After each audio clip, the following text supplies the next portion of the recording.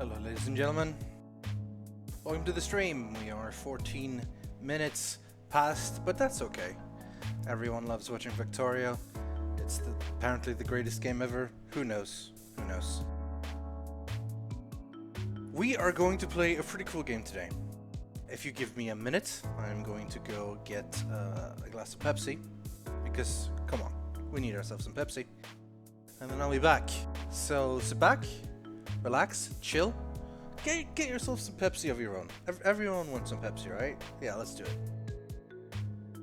1 second.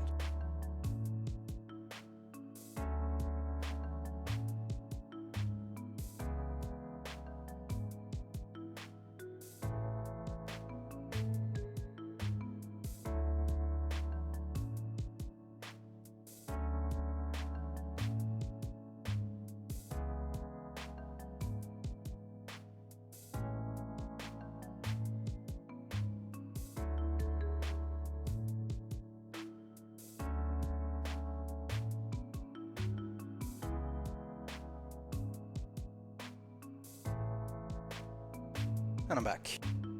Now, if you, of course, are a heretic, and you drink Coca-Cola or Mountain Dew or some other inferior drink, then I guess that's fine for today. But I expect next week we'll all be drinking Pepsi Max, alright? Cool, cool. Tonight, we are going to play a different game than normal. Let me type it in on the stream. 1 second.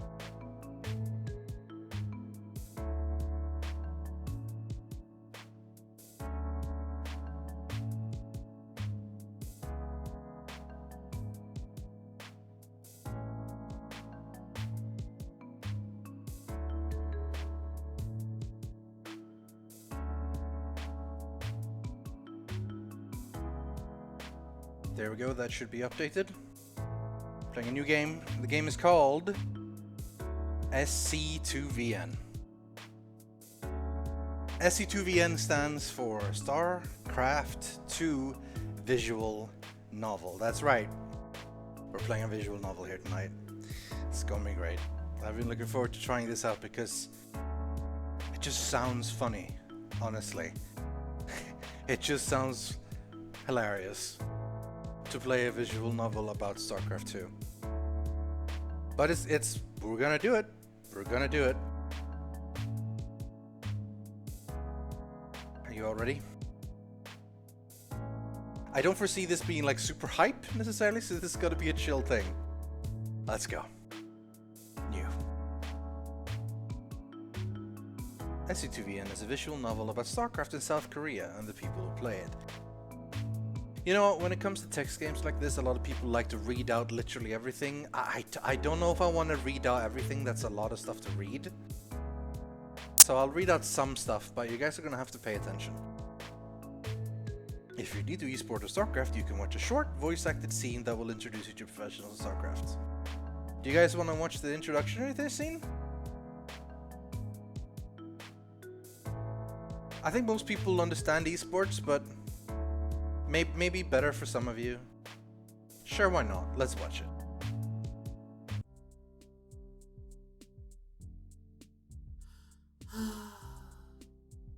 That's Timmy.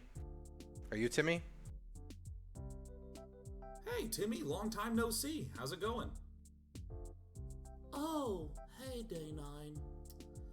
Not too good. Should Oh, why increase so the- glum, dude? What's up? I should increase the volume of their voices, I think. Maybe like this. Well, I want to play this super neat new game. It's called SC2VN. But I don't know that much about StarCraft.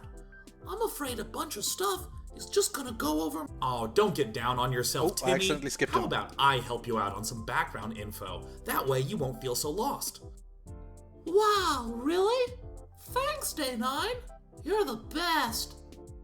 No problem, Timmy. So, what would you like to know? Okay, well, what were the earliest days of StarCraft like in Korea? Oh, you mean the days when players dressed up in spacesuits and played in tiny studios with fog machines? Oh, that sounds so cool. Okay, hold on. We're getting a little ahead of ourselves. Don't you need me to tell you what StarCraft actually is? Please, Day9, I'm not that bad. What kind of person downloads visual novels about StarCraft without knowing that it's a popular real-time strategy game made by Blizzard? I mean, he's not wrong. I did know what StarCraft was. Well, Timmy, in the off chance that this is a recording designed for complete newbies to eavesdrop upon, how about I go over a few basics? Ugh, fine. Like you said, Timmy, StarCraft is a highly competitive game. Rather than the black and white of chess pieces, players choose between three different races. The powerful, enigmatic Protoss, the scrappy, efficient Terran, or the swarmy, insect-like Zerg. Wow, really? That's right, Timmy. Corporate sponsor. And people actually, I can't believe I'm it, skipping Timmy. a little because Those this is pretty basic broadcasts stuff. help explain. Oh, I guess that makes... Well, StarCraft was certain, but StarCraft... So as a result, the Korean... Well, okay, the Koreans were better in... Well, at first, yeah, but you have to remember... And even though everyone's... Only a handful of non-Korean players have... What's a team? Come on, Timmy, you can figure it. A for effort, Timmy. It's pretty much what coaches and managers add structure to a daily schedule. They match you up against practice partners in a way that's... They're talking strategy. As a result, Western pros head abroad to train or... Wow, I feel thrilled to be... Yeah, I think that covers everything, Mr. 9. Now I can read SC2VN without Googling. Totally. Anyways, good luck, Timmy, and try... Alright, we did a tutorial. Tutorial was not that great. But, yeah. Just in case you didn't know about esports and stuff. There you go. Alright, let's go. Let's do the actual game. Alright, we get to pick a gender. Either we play as Mac. The choices will pack mostly how she appears. The story differences are minor. I guess there's no romance then, probably? That's cool. We're gonna be the guy. Because I am a guy. Yes, I want to play as the male main character.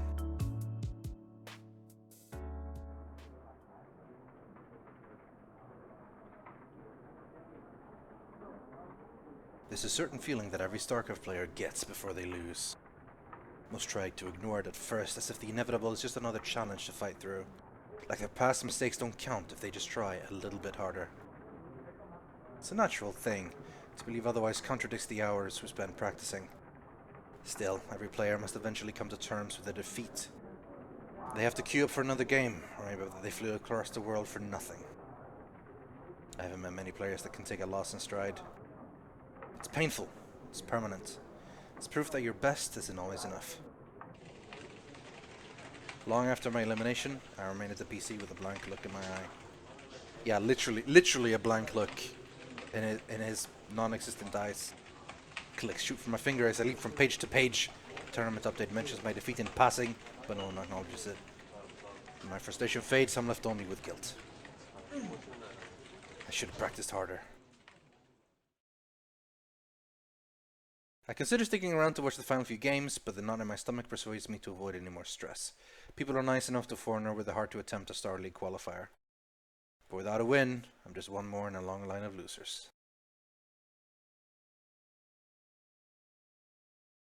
We lost, guys. We lost. 1 in 50 makes it. This is for those that don't. I am not very good at StarCraft. I used to be okay. Now I'm not as good anymore because I haven't played enough. Oh my god, StarCraft music.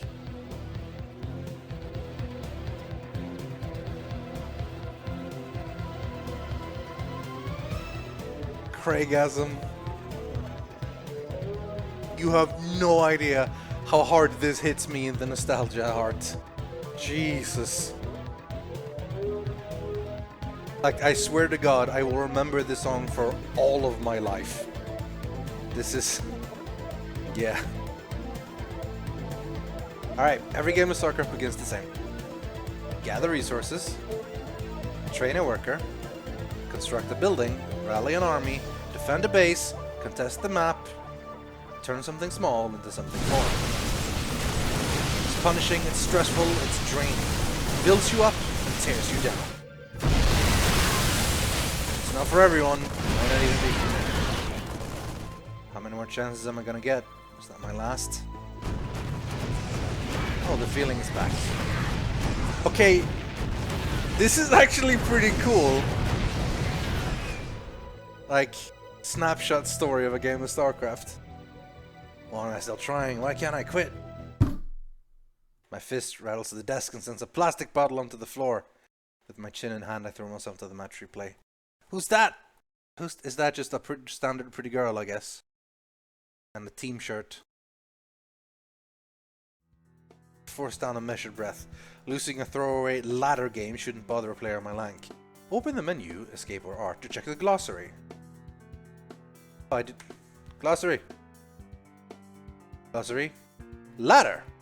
Shorthand for online rank play. Ah. Okay, that's pretty cool. Scout denial. I'm a poor control of the final fight, gave my opponent the edge. In retrospect to my mistakes seem obvious.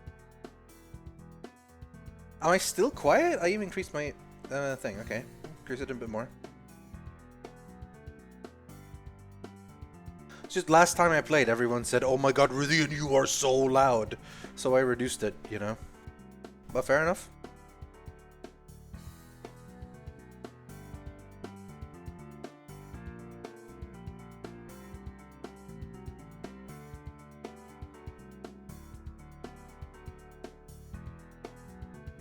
He was hacking. No.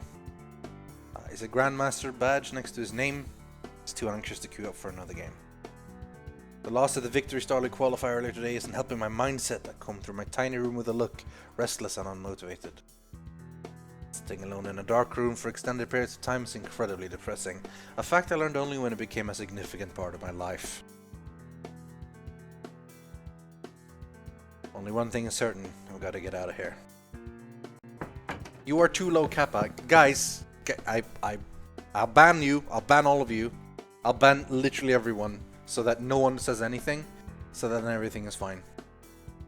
Then I will assume everything is perfect. After double checking that my apartment door is closed, I hustle down the stairs and onto the sidewalk. Light grows with each step towards the shining skyline.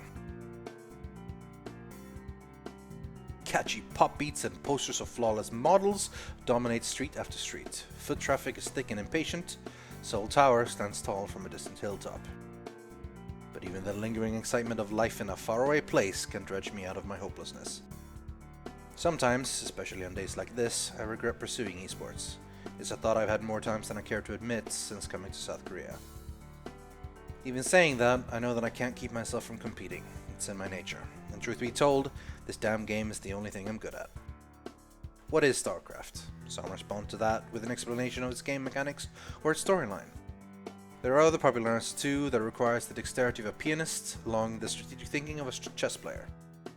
Maybe that's what StarCraft is to most people, but to the hundreds who carve out a living on it, StarCraft isn't such a simple thing. It's the embodiment of competition, a perfect playing field. No need for athletic genes, rabid parents, tutting tutors, or expensive summer camps. You pick up the game on your own, you learn, you improve, you work. If you're good enough, you can become a god. And if you fail, you stay a nobody. I'm not building towards a long-term career. I'm friendless in a foreign country. I'm respected by no one. And if I don't qualify for the VSL next month, I'll be back home at square one. That'll be nothing. But hey, at least I play video games all day.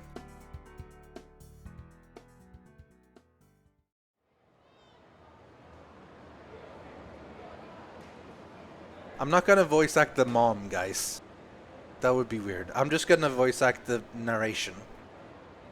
I think. Completely sure you haven't forgotten anything? Enough money for the cab. Apartment got your money. Cell phone charge. Brought the charger. Mom, I'm fine. Please, nothing bad is going to happen. Mac. Terran. We're gonna Mac or Mach? You know, as in Mach 5. I guess it's mostly Mach. Because it's not Mac, is it, you know?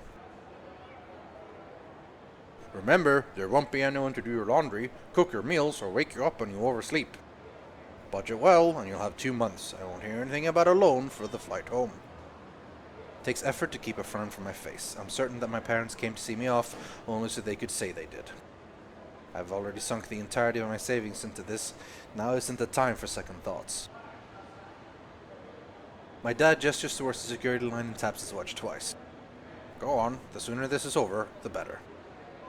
Oh, come back in one piece, hon. That's my mom voice, son. Mom.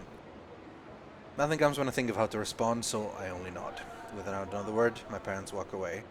Dude, his parents are assholes. That's not cool. They should be supportive. Why would these games be banned on Twitch? This is a game. This isn't porn. Do you guys think this is porn? This is not porn. This is an actual novel.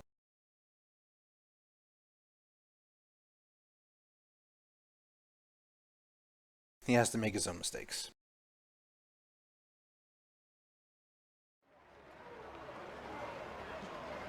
I tighten my fist, pace quickening. Even though I want to prove everyone who's doubted me wrong, I'm tired of losing for no one's sake but my own.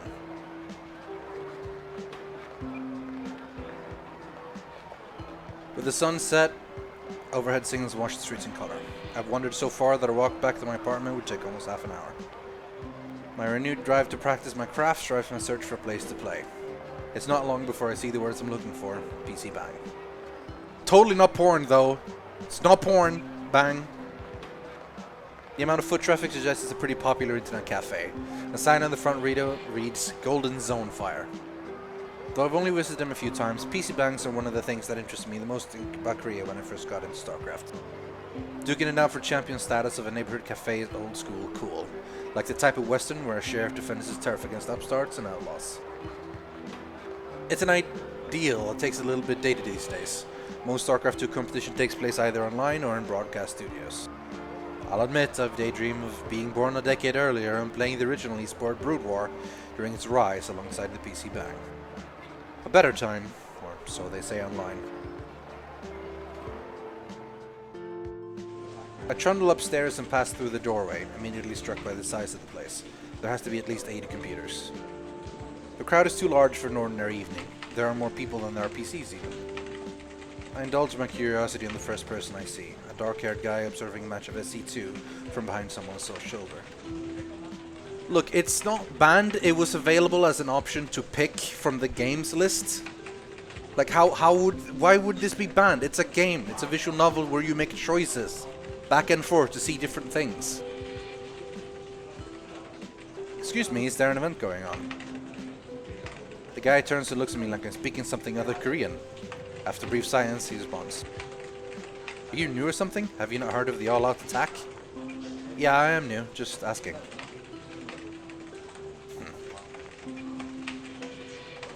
Golden Zone Fire hosts a Starcraft 2 tournament called All Out Attack once a month. It's one of the few places you'll find a decent player outside of an online cup or a Star League. It used to be a Brood War tournament, actually. I see. Thanks, man. Who are you here to cheer for? The guy walks away with a shake of his head, mumbling something about foreigners. The back of his shirt sports the Korean Pro Gamer Association logo. Oh, he must be a Brood War fan. I guarantee you he's like a pro player, and then Mach didn't know anything about him. Turn up the game music. Alright, you got it. Figured it was already pretty loud, but okay. It's good music. None of the StarCraft teams under KPGA's regulations compete in anything except the original game, Brood War. Understandably, they didn't want to fracture a scene they've worked hard to build up. And that's lucky for those of us trying to keep from drowning in a game that's already deep with talent. KPGA players train for unbelievable hours. Well, I came here to practice, and now I'm presented with an excellent choice to do so, if what that guy said is true. A few stairs follow me as I walk around to put my name on the sign-up list. I must look like a tourist, I know in my head. I'm definitely not the first foreigner to go abroad for eSports, but most come to South Korea only once they have their results or fame. After paying for an hour's worth of PC time in the front desk, I settled for a station that has a mouse and keyboard similar to my setup back home. A few minutes later, I joined my opponent's game lobby just in time for the start of the first round. Here we go, actual gameplay! His name isn't familiar, so I check his profile to see he's ranked midway through Master League. Not bad for a casual player. He seems eager enough by the rate he's spamming go-go in the pre-game chat. The game gets underway once I confirm that I am ready. Here we go! Oh, Starcraft music, Craigism. Workers, minerals, Vespine gas, and a command center. I start out every match with only these resources at my disposal. It's my job to turn them into something that can defeat my opponent. Generally that means I need to build structures capable of training units for my army. My build order determines how the end of the matchup plays out. This game I opted for a quick Hellion attack. Not only will it offer me the chance to deal some damage to my opponent, but it will also allow me to scout.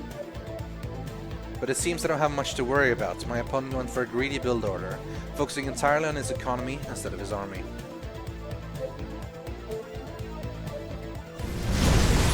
Fortunately for him, the match isn't going to last long enough for that risk to pay off. My Hellions make short work of a single queen and a handful of Zerglings. With his front line out of the way, I'm free to rush into his mineral line and roast his workers, demanding he needs to muster an army. Facing down the marine reinforcement, it's not long, going to circle on and types out 2 letters, GG. Okay, that got pretty loud. I might want to change the SFX a bit. Something like that. Are you serious? There's actual nudity in this game? You guys are making this shit up. I swear to God.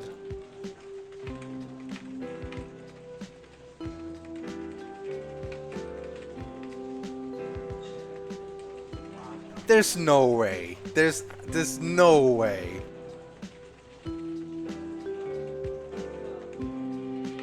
Okay, I'm looking this up now.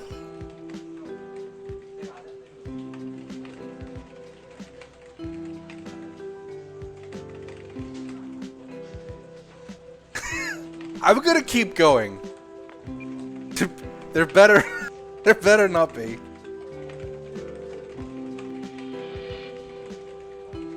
No, there's not. Like, just okay. Remember that if people tag it, like, this doesn't have to be.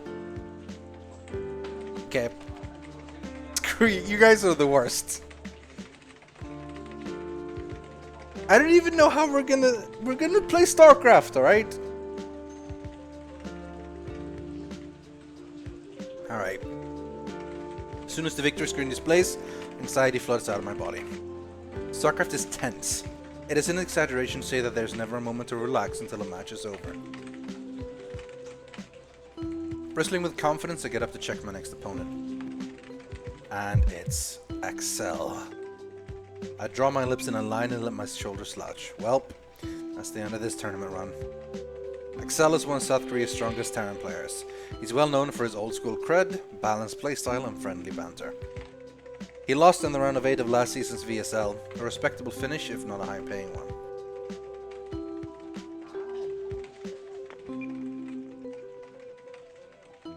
Listen, I cannot risk getting the Yogscast channel on Twitch banned, alright?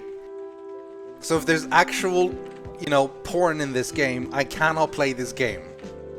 So don't joke with me on this.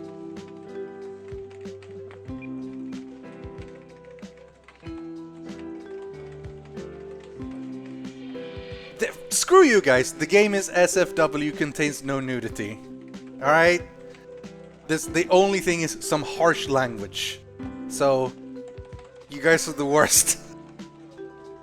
You understand, I never thought it would be, but I cannot take the risk, alright? We're not gonna have any hot Zergon Terran porn in this. Jesus Christ. Anyway, from what I remember, Axel was damn good Brood War player, but he was out of his prime when the sequel hit last year, so it makes sense that he switched. While I'm considering what sort of rush I would do to steal a win, I feel a tap on my shoulder and turn. Ha, so you are a foreigner. And find none other than the man himself standing there. This is a bit surreal, considering I've followed Excel's play for about as long as I've been in Starcraft. Luckily, his nonchalant manner disarms my surprise. Yeah, I think we play next round. I'm Mark, a Terran. He misses a beat before regaining a smile, likely surprised that I understood and then answered him.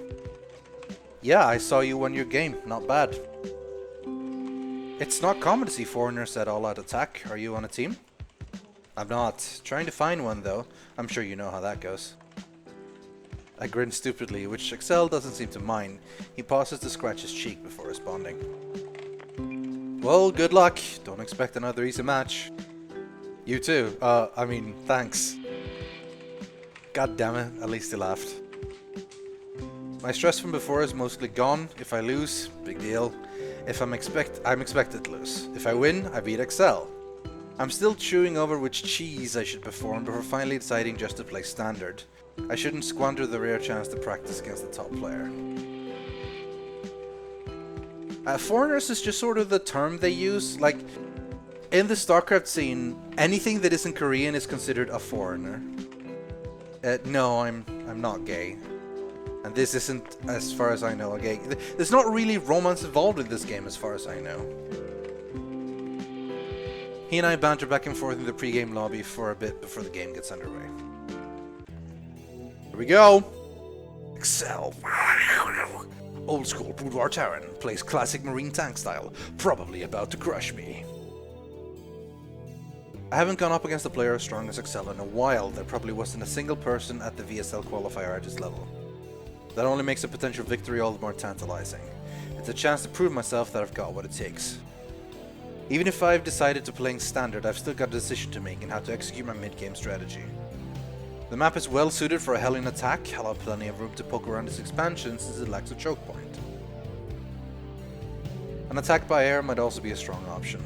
The distance between our bases is relatively long by land, but it'll take a Banshee less than 5 seconds to travel from mine to his. I'm confident with both styles, it's just a matter of how I want to execute the attack. Gotta say, I'm a little bit disappointed in you, chat. Are you seriously all 10? Like, grow the hell up. Anyway. Hit and run with Hellions or air assault with Banshees? I'm gonna go Banshees, I think. I cut all extraneous unit production to get out of Banshee as soon as possible.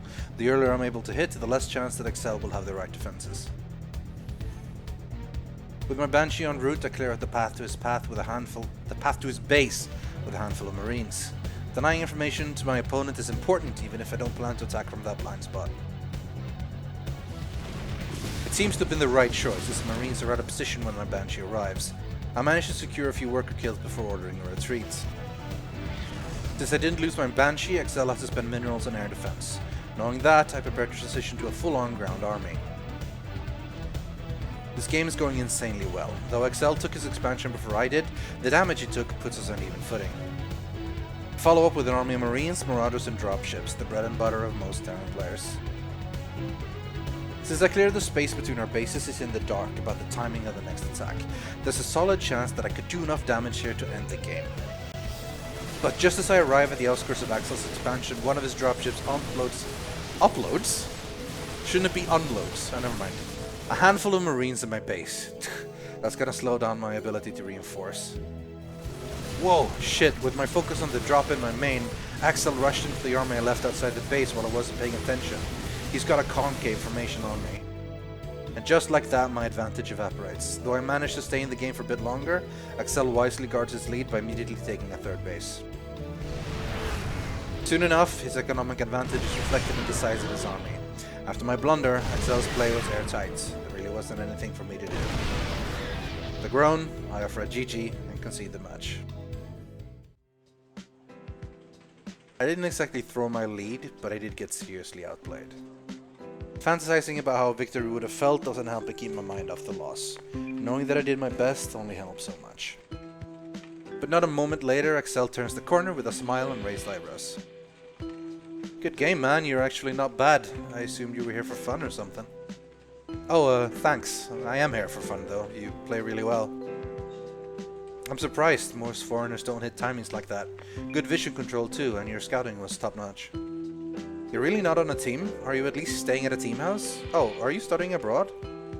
Nothing like that. I'm staying by myself in an apartment by the VSL studios. So you came to Korea alone and on your own dime? And you're not just visiting? Yes? I do my best not to seem awkward about my answer, but any reason to worry disappears when Axel smiles. It takes some serious guts to move out here like that. I can't think of a single person who's made it out here on their own. A few nearby competitors watch our conversation. It's probably not often that Axel gives his attention to a random nobody he crushes early in the bracket. I've got some time before my next game. Let me introduce you to a friend of mine. Oh, sure. With a nod, Excel leads me from the PC area to the back of the cafe. We pass a number of known players on the way there, most lounging around no differently than the cafe's other patrons. Patrons. Maybe they aren't that different. I guess even professionals like to kick back with a tangle of chords and a rush of caffeine every now and again. Games shouldn't be all business all the time, although I bet the PGA executives disagree. Excel comes to stop away from the constant tapping at keyboards. He then plops himself into a seat against the wall and invites me to join him with a wave of his hand. As I take my seat, I look up to find someone I recognize at his side. Jet, a Zerg and former VSL champion. She won Starcraft 2's very first grand final back in the beta. A year ago, she might have been the game's most famous player. Her flippant and inflammatory antics have made her a somewhat controversial figure. She rarely GGs and isn't afraid to talk trash on stage. And there she is, just sitting there. It's all I can do not to stare. I don't want to play Starcraft. I want to play this. I want to play the story. It's what I want to do. This isn't like an alternative to Starcraft. It's a thing. A smile plays on her lips when she glances past me to Excel. Excel, seriously, stop promising my autograph as a reward for beating you. Hilarious. He can understand you, by the way. Who are you up against next round? Some Zerg dishwasher on LHT/. I hate CVZ. Jet rolls her eyes back at me. After a brief appraisal, she lifts her chin and speaks a single word. Name. What? Oh, I'm Mach, a Terran. I'm on, I'm teamless. Jet shifts her gaze back to Excel as if to ask, why did you bring this noob back here? But before she can actually say anything, Excel comes to my defense with an easy smile. Hey, cooler with the judgment until you've actually seen him play. Plus, you ever heard of a foreigner that came out here alone just for Starcraft? My man right here did. You have to admit that's brave. If that endorsement wasn't convincing enough, he offers one of his classic grins for good measure. The response seemed to satisfy her. For now. While I try to keep from showing anything to contradict Excel's assessment, Jet aims her attention back to me. Didn't see your name on the list of people who made it past the VSL qualifier. How'd you place? I lost my second to last match. The qualifier before that I dropped out in the final game of the last series. 2 attempts without making it, huh? Hard to tell much from that, mainly depends on the bracket you had. How do you live out here with no team? Do you stream or something? I used to stream, but I don't get enough viewers to make any money. My following is pretty small. Small is an understatement. Non-existent is closer to the truth.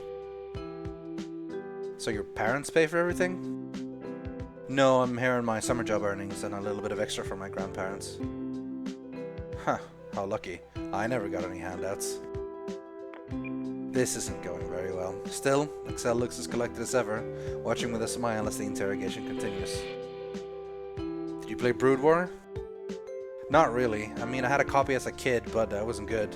Had to cheat to even finish the campaign. Oh, then you were only a little bit worse than Jet.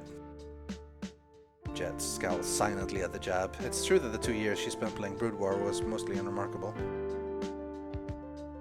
And this is your first try at professional gaming? When I nod, she gives me a hard look. Why are you out here? What do you mean? I'm sure you're aware of your chances. It's been more than 5 years since a foreign pro gamer accomplished anything noteworthy in Korea. I know what she's getting at, but it's not like I have a particularly great or unique answer. I scratch behind my head and look away. I mean, why else? I want to become better at Starcraft. Everyone knows that Korea is the place to do that. And why is that? Well, because why did it didn't let me... No, I'm asking why you want to become better. Oh,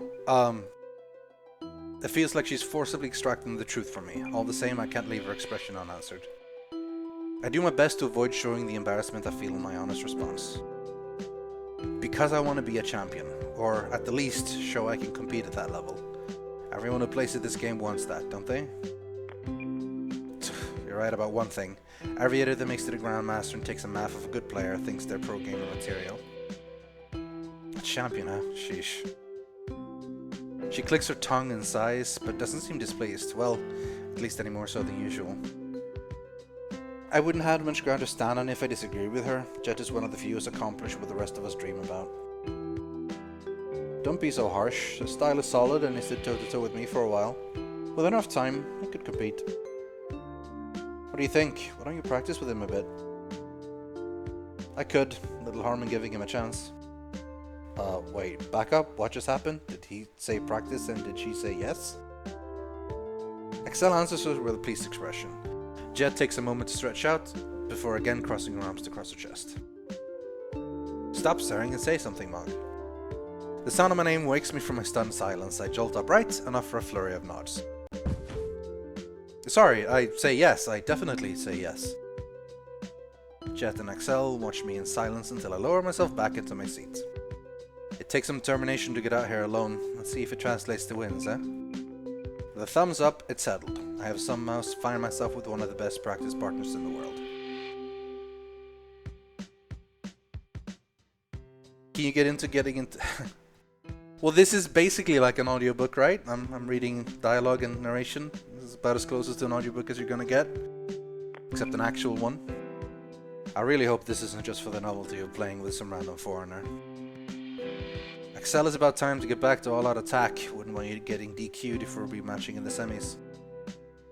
Can you be certain that I didn't lose the mark already? What if that was my way of saving face? Funny, have you lost a foreigner even once? Hey, you never know who's playing on a barcode account. You sure you don't want a pot split? Final offer. Collude with you? Not a chance.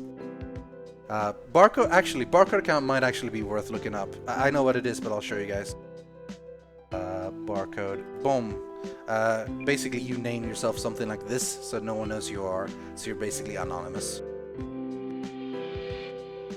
What about you, Mark? You gonna stick around? A PC bang with the bustle of a tournament isn't a great training environment. The bracket will probably take a few hours to work through too. No, I'm gonna head home. Got a lot of practicing to do tonight. Leaving already? Well, hey, it was good to meet you, man. Be at Golden Zone Fire tomorrow morning and we'll find out if you're overhyped. Will do. I rise and offer them each a nod and thanks before heading back towards the PC area. The last thing I see is a vague smile from Jet as she leans over and whispers something to Excel. I squeeze my way through the growing crowd and manage to make it through the doorway leading outside. When I hit the street, I'm met with a cool breeze and rush of voices, sound, and light. This is it. A shot. One final shot to make it happen. One last chance to live the life I want.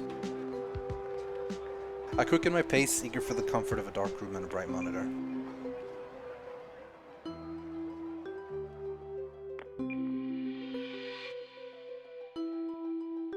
This is the day that everything changes.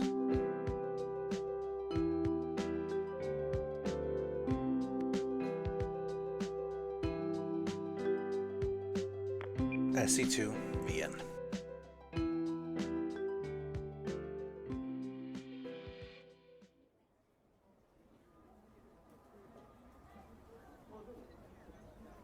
True to her word, Jet sent me a reminder to get to Golden Zone Fire for some morning practice. I enjoy playing online and all, but matching someone only a few feet away is way more productive. Talking over games in person makes it easier to get feedback and improve, and that's what I need more than anything else. The sting from my failure at the VSL qualifier will take time to fade. I don't want to experience that pain ever again.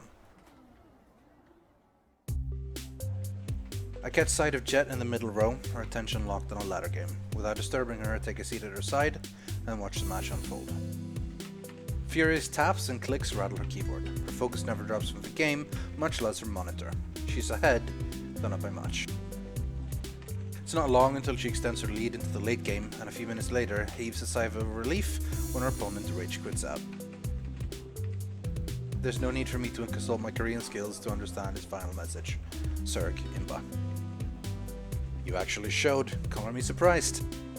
How could I not? The better question is how you have the free time to practice with some amateur. I'm the charitable sort, obviously. Anyway, you're here, so let's stop wasting time. You paid for your PC, yeah? I nod and log myself in at the station next to hers. A minute later, the two of us are grinding out practice matches. Game after game is a beatdown. I can't crack her defenses when I attack, and I'm barely holding on when she goes to the offense. She's just as unforgiving in pointing out my mistakes as she is in game. Your wall at the ramp is too natural is trash. How the hell do you get away with this? You're asking to get busted. It's not really something I think about that much, I just throw it up, you know? Fix it or be punished. That probably isn't an idle threat. Jet is the type of player capable of ending the game instantly if she can capitalize on the right kind of mistake. Her style has been characterized as both passive and reactive. She takes her time and watches her opponent, patient for the right moment to strike. She only takes a risk if it's calculated in her favor. Given her former success, the style has suited her well, though I can't help but wonder why she hasn't lately been performing at a previous level. Maybe she's lost her killer instinct. Guess not. A reminder of the skill difference between us rushes up the ramp to my natural expansion and crushes my wall as promised. In the aftermath of the destruction, she swarms my base and seizes an easy win. Jet revels in her victory with a predatory smile. Wrecked.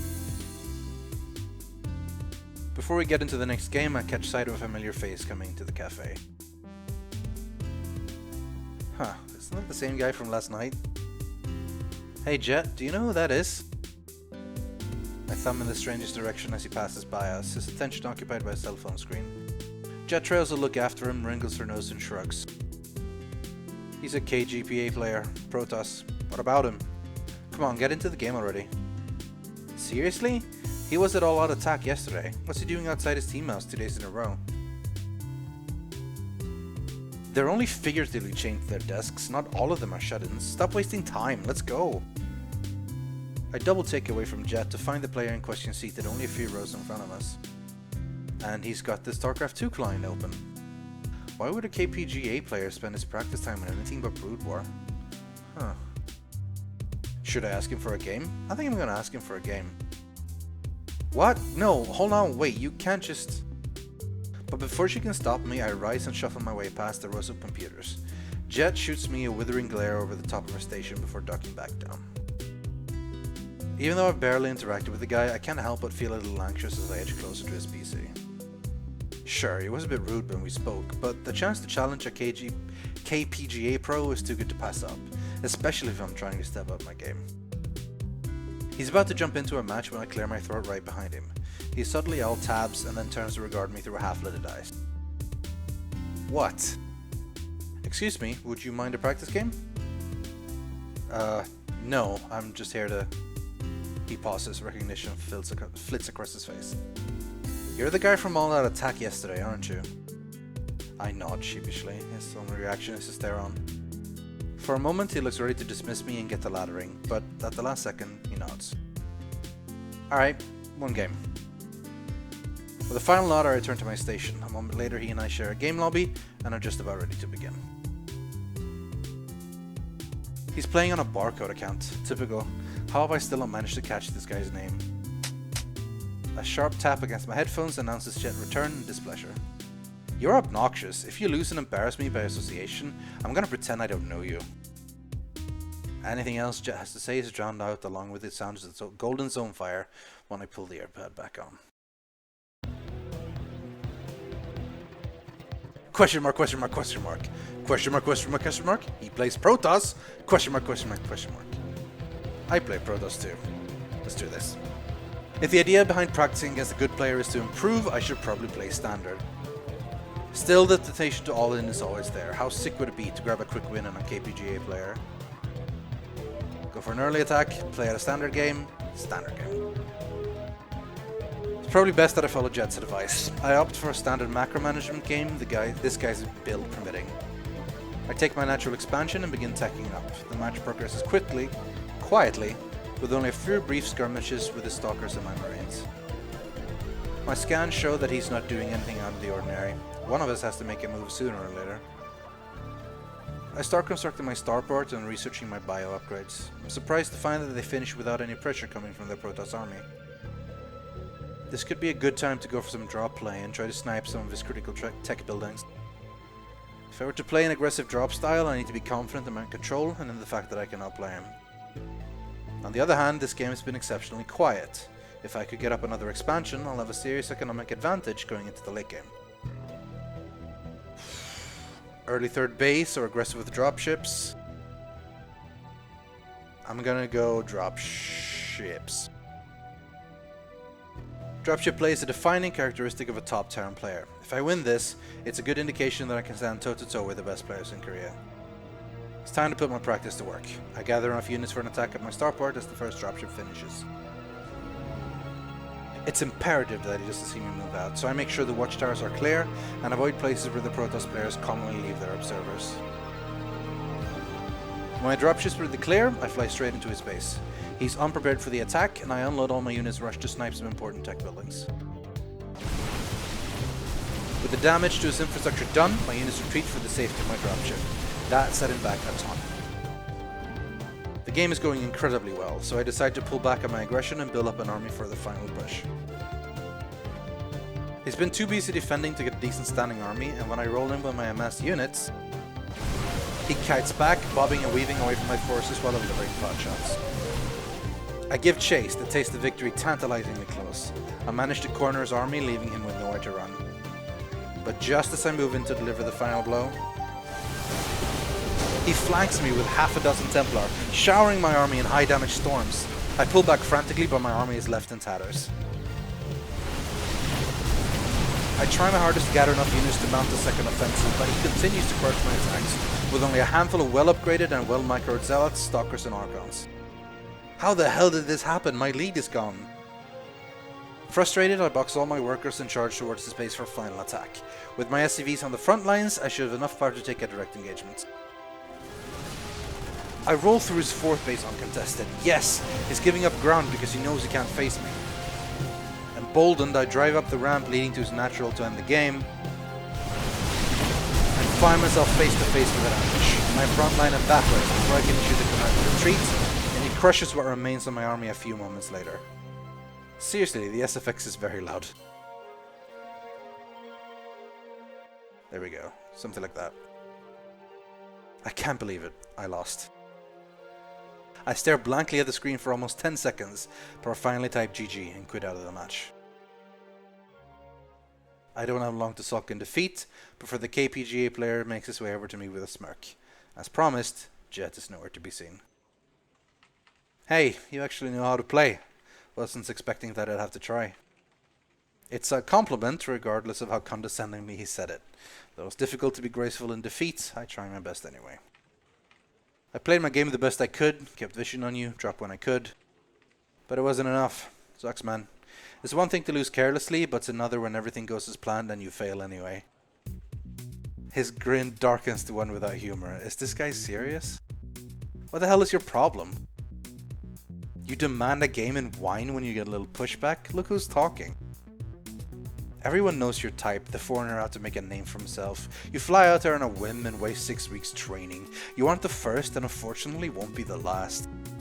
Your plane ticket doesn't buy you the right to call yourself a pro gamer. Save your money and your time and go back home. I feel the heat rise in my face, half in anger and half in embarrassment. I've never dealt well with confrontation. But before I can say anything else, Jeb steps out from around the corner and cuts between the two of us. Still great at making friends, how Bolt? He glances between the two of us, surprised. After a moment's pause, the so-called Bolt seizes back his smirk and meets Jet with a step forward. Been a while, hasn't it? What's a supposed Star League champion doing with trash like this?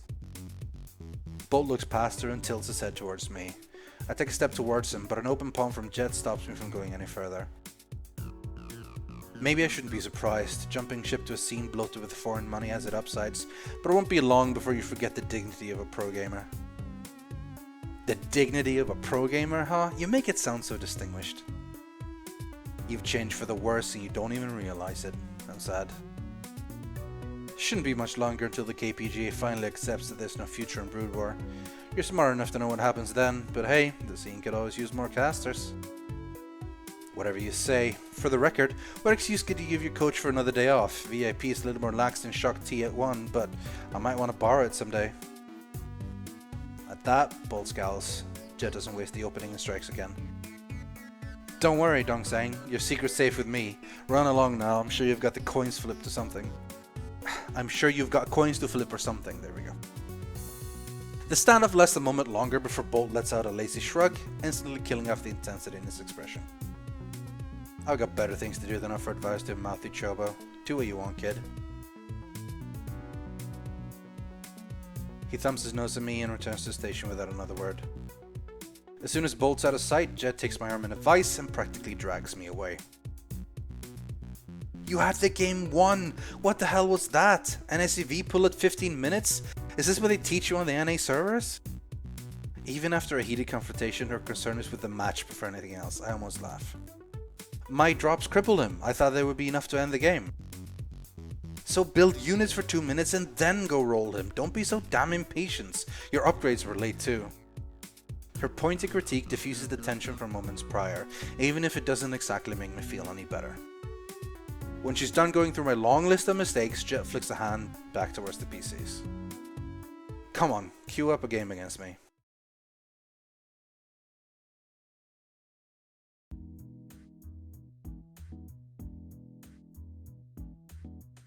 I told Jet that I wasn't feeling up to practice after we played a few more one-sided games. She seemed annoyed but agreed with my suggestion to take a short break. Back in high school, I used to spend most of my time at the library when the class was over. To be honest, this is probably the most time I've willingly spent outside my room since then. I'm not the type to read for fun or study diligently, but it was nice to have a place to go and be on my own. I missed those afternoons since I graduated. But Golden Zonefire is as good a replacement hanghouse as I could hope for. It's clean and comfortable, and it's pretty much everything that I need to stay 24/7. That isn't an exaggeration. Some of the patrons here look practically glued to their chairs. With a milk tea from one of the vending machines in hand, I return to my seat across from Jet. She isn't wearing the same scowl from earlier, but I can tell she'd rather be practicing. What are you drinking? She snatches up the can across from her and takes a long sip. Coffee. What kind of coffee? Coffee is coffee. I don't drink sugary junk. And for the record, it's obnoxious to challenge someone that you don't know to a match.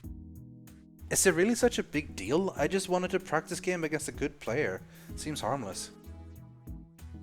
Do you know those types that stream snipe and start shit on message boards so that people pay attention to them? More than a few come to mind. That's you, except you did it in real life. Cut me some slack. How do you know this guy anyway? His name's Bolt? Yeah, he plays for Shock T1. Shock, huh? Bolt must be a new recruit. I haven't paid much attention to them or any other Brood War teams since Starcraft 2 came out, but he definitely wasn't on the roster a year ago. Right, but how do you know him? Jack licks her tongue and breaks her gaze away from me. I silently appreciate the reprieve from her death glare.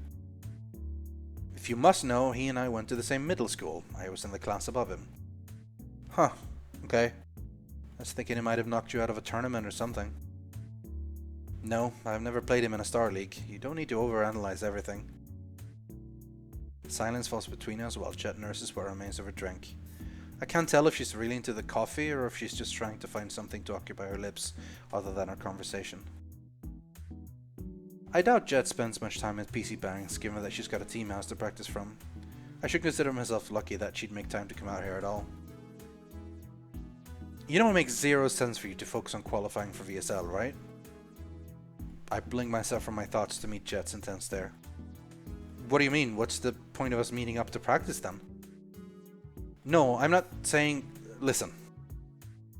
I want to round up some players. For what? For VSTL. Team League, but you're already on a team. Yeah. Yeah? She wavers, considering whether to tell me or not what I've already figured out. You're leaving VIP? Jet's eyes jump to mine, brows raised in surprise and then furrowed in annoyance. She's been on VIP for almost a year and is by far the team's best player. Management barely pays us and nobody's motivated. They're worse than bad, they're complacent. I want a fresh start. Hey, I'm not guilting you, it just isn't something I expected to hear. Do you have a team house picked out? No, not yet. What about a coach? No. Well, do you have players in mind? Look, it's a work in progress, okay? I edge away from her glare and raise my hands defensively. Okay, I won't ask again. For a while, silence. Jet does her best to avoid eye contact, but I can tell she's thinking hard about something. Just as I'm about to replace my milk tea with another, she speaks. You know about all those new foreign teams popping out recently, right? Yeah. What about them? Isn't it strange? They're worse than almost every Korean squad, yet most of them have more sponsors.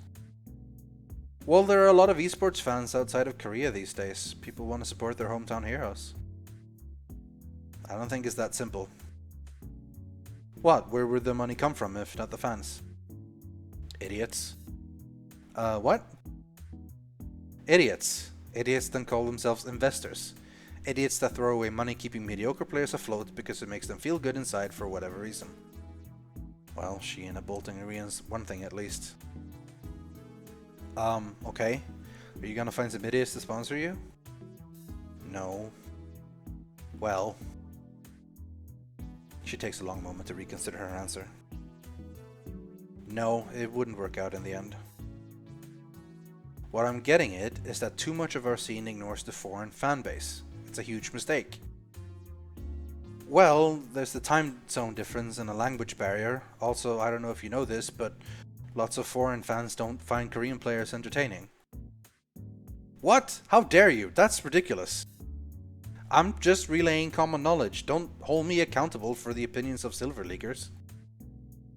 Most Western fan support goes to the people who entertain well. Streamers, casters, those kind of people. The most famous players in your scene aren't the best? That's appalling. Hey, don't pretend like Broodbar didn't get famous on the backs of dudes who looked good on camera. If the PC bang was the ship, then the fangirls pulled the oars. That's different. They were pretty and skilled, not one or the other. And show some respect. Those dudes are the only reason you and I are able to have this conversation. The sharp response and equally sharp glare suggests that I shouldn't argue the point. Jet knows better than I do anyway. We're getting off topic. There are tons of potential fans that most Korean teams ignore simply because they're too hard to connect with. Yeah, I agree. She lifts an eyebrow and stares at me for just a bit too long before glancing away. If I wasn't sure before, I am now. Go on, say it. Say what? I know what you're thinking. No, you don't. Yes, I do. What am I thinking then? You want me to join a new team you're starting so that I can help you with the foreign fan base. Also, you invited me here to try out under the guise of practice.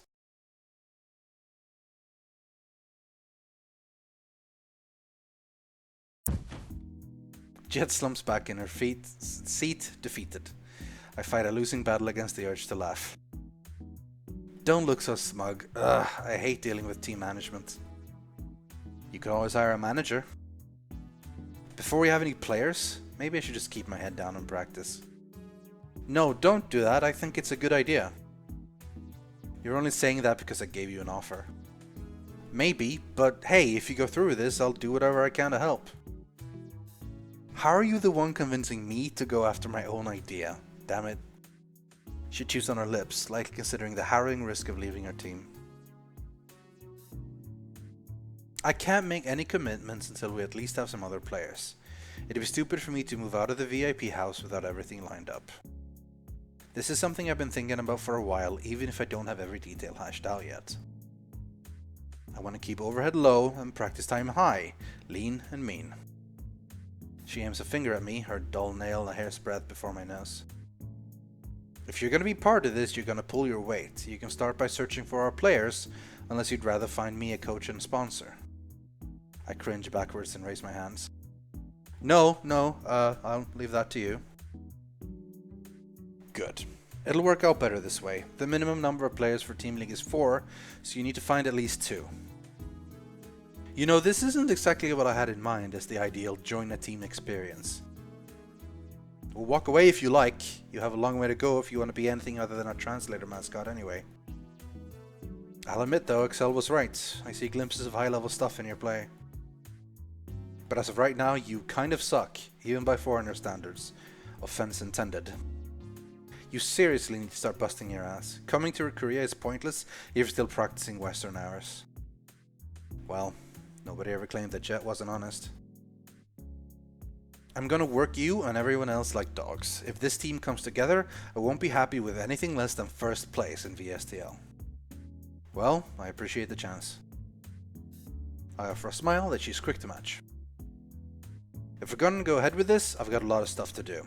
The deadline to register for Team League is in 2 weeks, so we can't afford to waste time. Get moving on your search.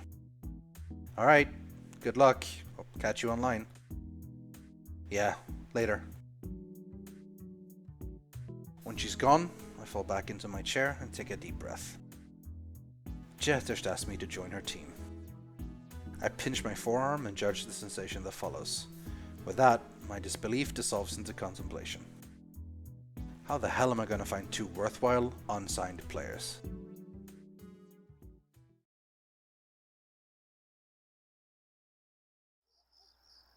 I don't know about you guys. I just sort of wanted to play this a little bit for fun. Just to see what it was.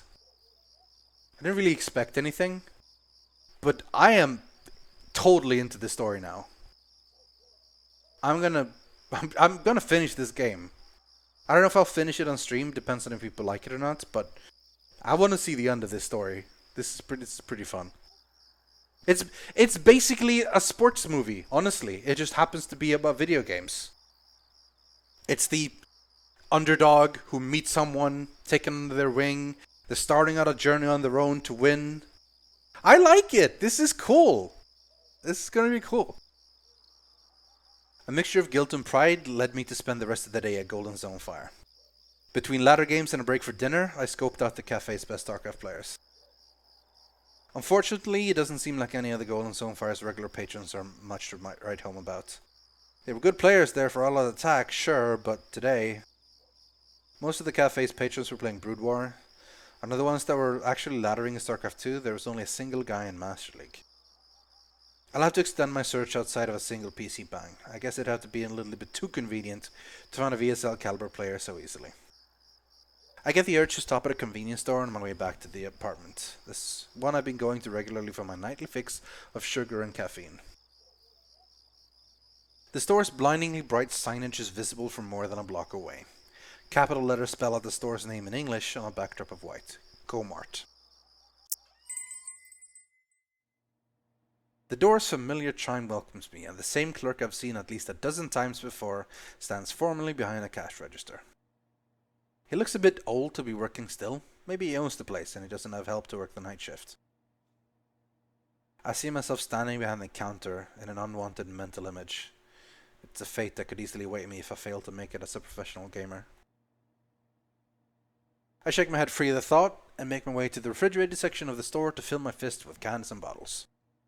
Some of the drinks may have strange names, but I'll be damned if they aren't good. Speaking of drinks, Pepsi break. I need to put an ice cube in my glass.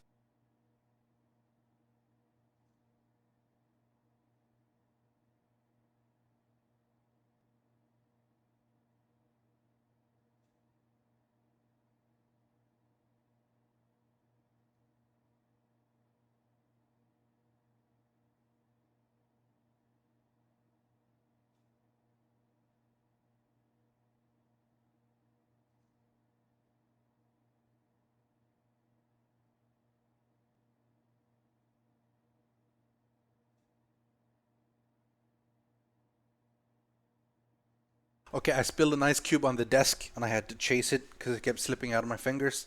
But it's fine. We did it. We did it. Also, Mark is actually Grandmaster. He is Grandmaster, which is why he made this a go. Alright.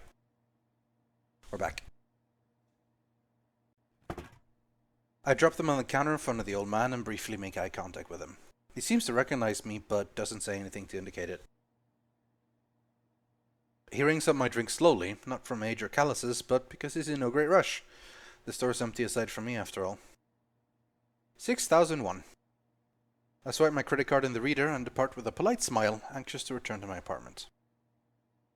The clerk returns the expression and watches me go without another word. What a weirdly detailed interaction. I'm pretty sure there's gonna be more with that guy eventually. Dude, if Pepsi would sponsor me, I would totally do that. I would do literally every video and stream I would be like Rythian presents whatever sponsored by Pepsi. I would do that in a heartbeat, honestly. That's good stuff. Assuming they would pay me good, obviously. Lifetime supply of Pepsi, sure. I'd take that deal. I would take that deal. The only top-tier player I'm on speaking terms with is Excel, but how would I even approach the subject of getting him to leave his team for a new and untested one? Maybe it would be better for me to simply get a lead from him. If I can't manage that, then I'm left to scour local PC banks and message boards on my own. Whatever, I'll figure this out tomorrow.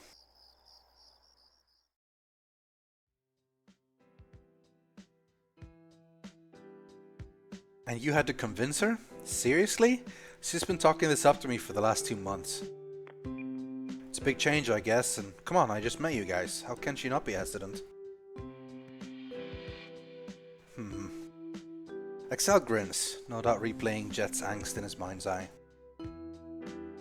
Getting in at the ground floor is a major plus. You're in the right place at the right time, if it works out, that is. Hello? Oh, thingamajingers. Imperfect Alien has resubscribed for 7 months, thank you very much. I think there's a thing now, by the way. Every time you resub for something, you get to give a message. That's pretty cool. Anyway.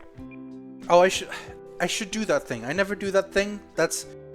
If you want to make the big monies on Twitch, you have to make sure to tell people to donate and sub. So, donate and sub. Donate and sub. Like, that's like an order now. Donate and sub. Subscribe to Yogscast for awesome cool stuff. Donate to me. It's great. It's awesome. Alright, back to the game. Excel glances over his shoulder before returning his attention to me. Most teams barely pay their players anything. I've got it good for someone my age, but even I have part of my winnings taken for the team's benefit. Ouch. Luckily for Westerners, that isn't a trend that has caught on outside of South Korea. So... I can't do it. It's impossible. The word simply will not come. What? Oh. Excel lets out a laugh, genuine and highly amused. He tries to get the words out and unlike me, eventually ends up succeeding. Sorry, Mark, but no can do. I'm signed with Crash until the end of the year. I'm not allowed to play for anyone else until my contract is up.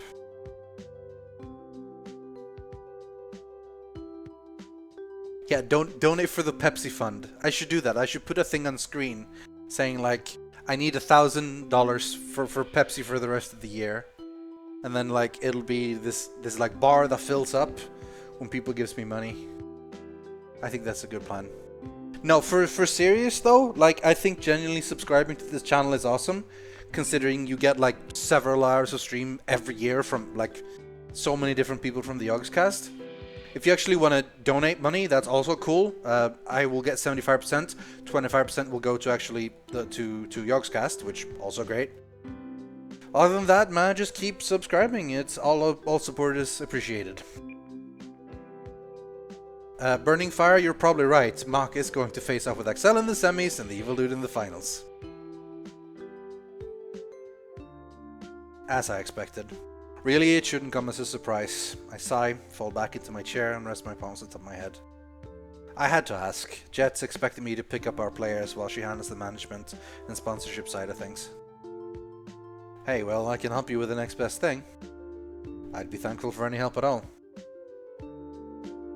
Don't you worry, I've got a short list of easy pickups, an extremely short list.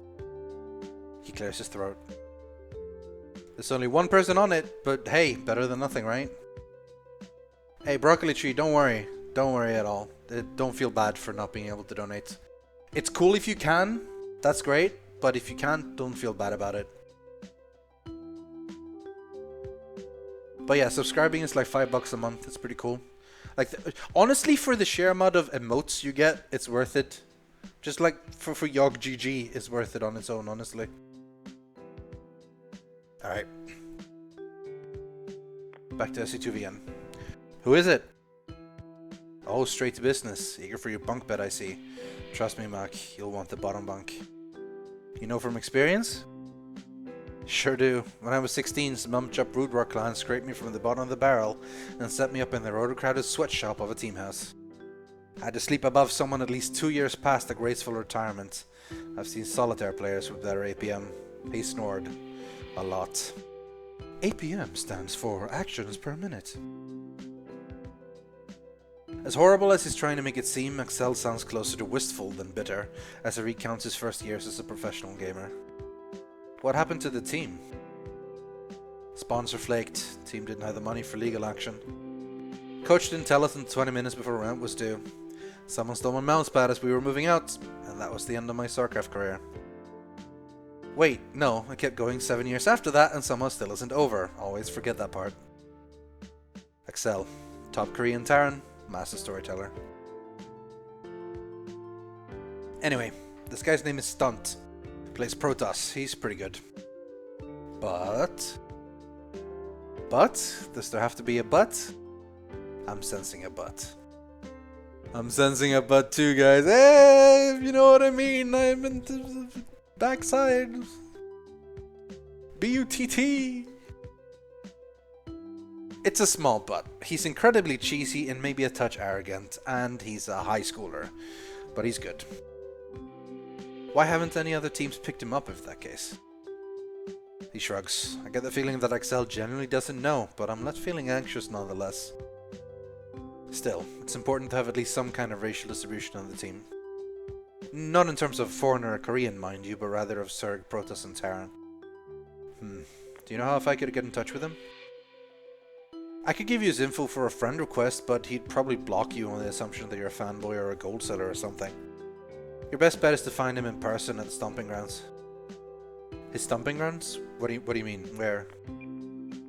No, stomping grounds. That's the name of the PC bang he's usually at.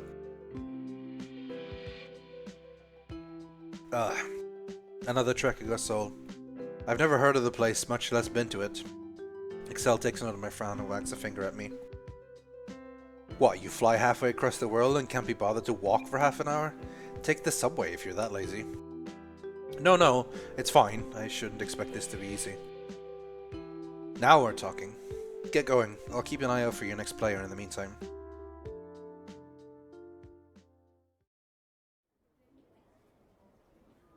I checked the map on my phone for the second time after reading the sign for a third.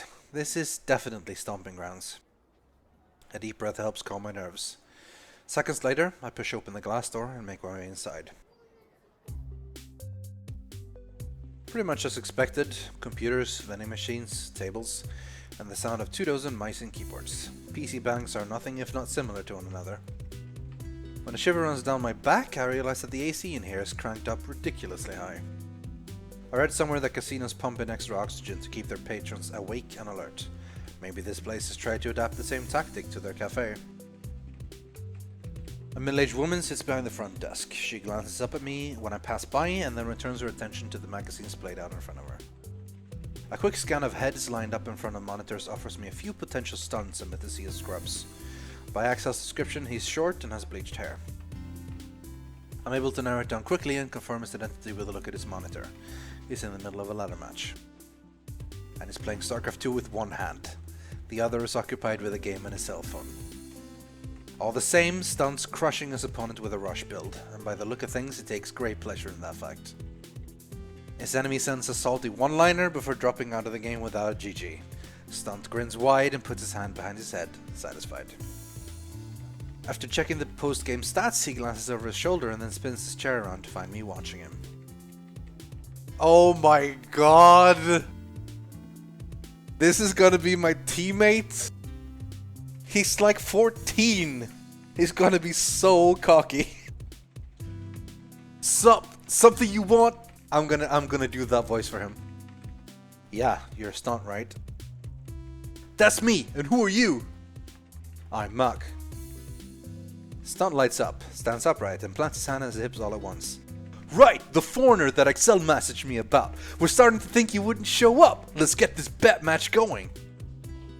Hey everyone, the bet match is on! What? Damn it, really, Axel? Before I can attempt an explanation, a crowd of 6 or 7 middle school aged kids forms behind Stunt. I don't see myself talking my way out of this. Bet match. Right, that's me. Yes, that's what I'm here for. Another chobo is gonna try to bet match Stunt?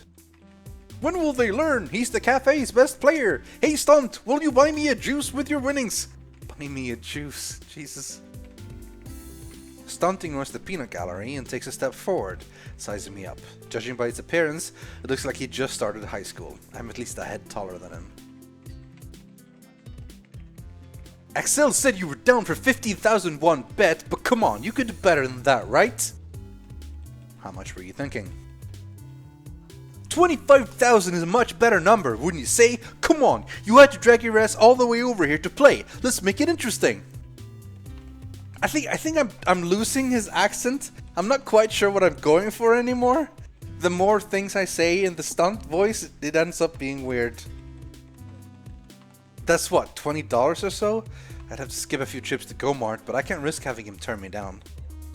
Okay, fine, 25,000. What are we gonna do about maps? Best of 3, right? Nah, best of 1 is fine.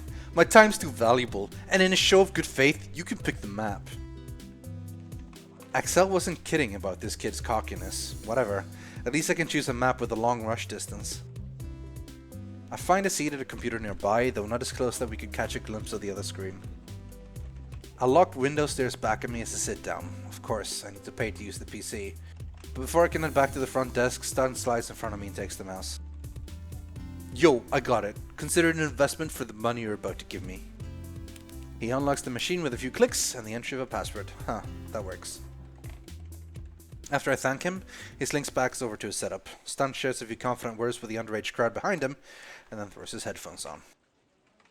I host up a game and toss him an invite. It's not long after that, I'm staring down my base and 6 workers. Stunt. Young, untrained talent. Favors unorthodox play. Bad taste in hair dye. Yeah, it's Sumail or Jawar. Jawar is actually the older brother, but Sumail is the cocky one. And the better one. As a precaution, I scout around the interior of my base to ensure that I'm not being cannon rushed. And as I discover, I am. Just outside my vision range and dangerously close to my worker line, a cannon finishes building. Some losses in the defense are inevitable, but if I handle this well, it should put me ahead of Stunt. It's gutsy of him to risk a best of 1 on a strategy like this. Practically all I have to do is scout it to score a victory. By microing my injured SCVs away from cannon shots, I'm able to end the rush at a low cost. In truth, that seemed like an exceptionally weak attack. Is Axel hyping this kid up for nothing? I only end up losing 3 of my workers by the time a single cannon is dead. Now, where's that probe? There it is. With his probe down, there's no way he'll be able to drop any more cannons. Still, he's probably planning his next move. I have to decide what comes next. If he's transitioning into something standard, this would be the perfect time to counterattack. His tech has to be lacking, so there's no way he'll have strong enough units to defend a marine attack. And while it seems incredibly unlikely, there's always the chance he might have another attack ready. If I want to err on the side of caution, I could stay in my base and simply tech up. But that might give him enough time to get back into the game. I should make this call based on what I know about his playstyle. So he's unorthodox, which means, remember what he said earlier, it would be incredibly unlikely that he has another attack planned, so I'm gonna stay on the defensive. Even though I'm giving up a chance to win the game immediately, the safe thing to do is to tech up to dropships. But it looks like I won't need to. My precautionary scout uncovers an ambush waiting in the dark corner of my base. With more than enough units and space to micro marines, I dispatch his zealots with barely any losses. A cannon rush feint into a proxy gate? Absolutely ridiculous. With his rush routed, Stunt quits out the game without a GG. I won, with surprising ease too. This is our first win, guys! We've lost every other game we've played. Aside from the one we actually didn't properly play. We did it! We did it! Stunt pushes through the dumbfounded crowd and comes stomping over, fury in his eyes. He really didn't expect to lose. You blindly scout the smoke in your base after a cannon rush? Are you kidding me? Who does that? I raised my hands defensively and scurried away from the victory screen splashed across my monitor.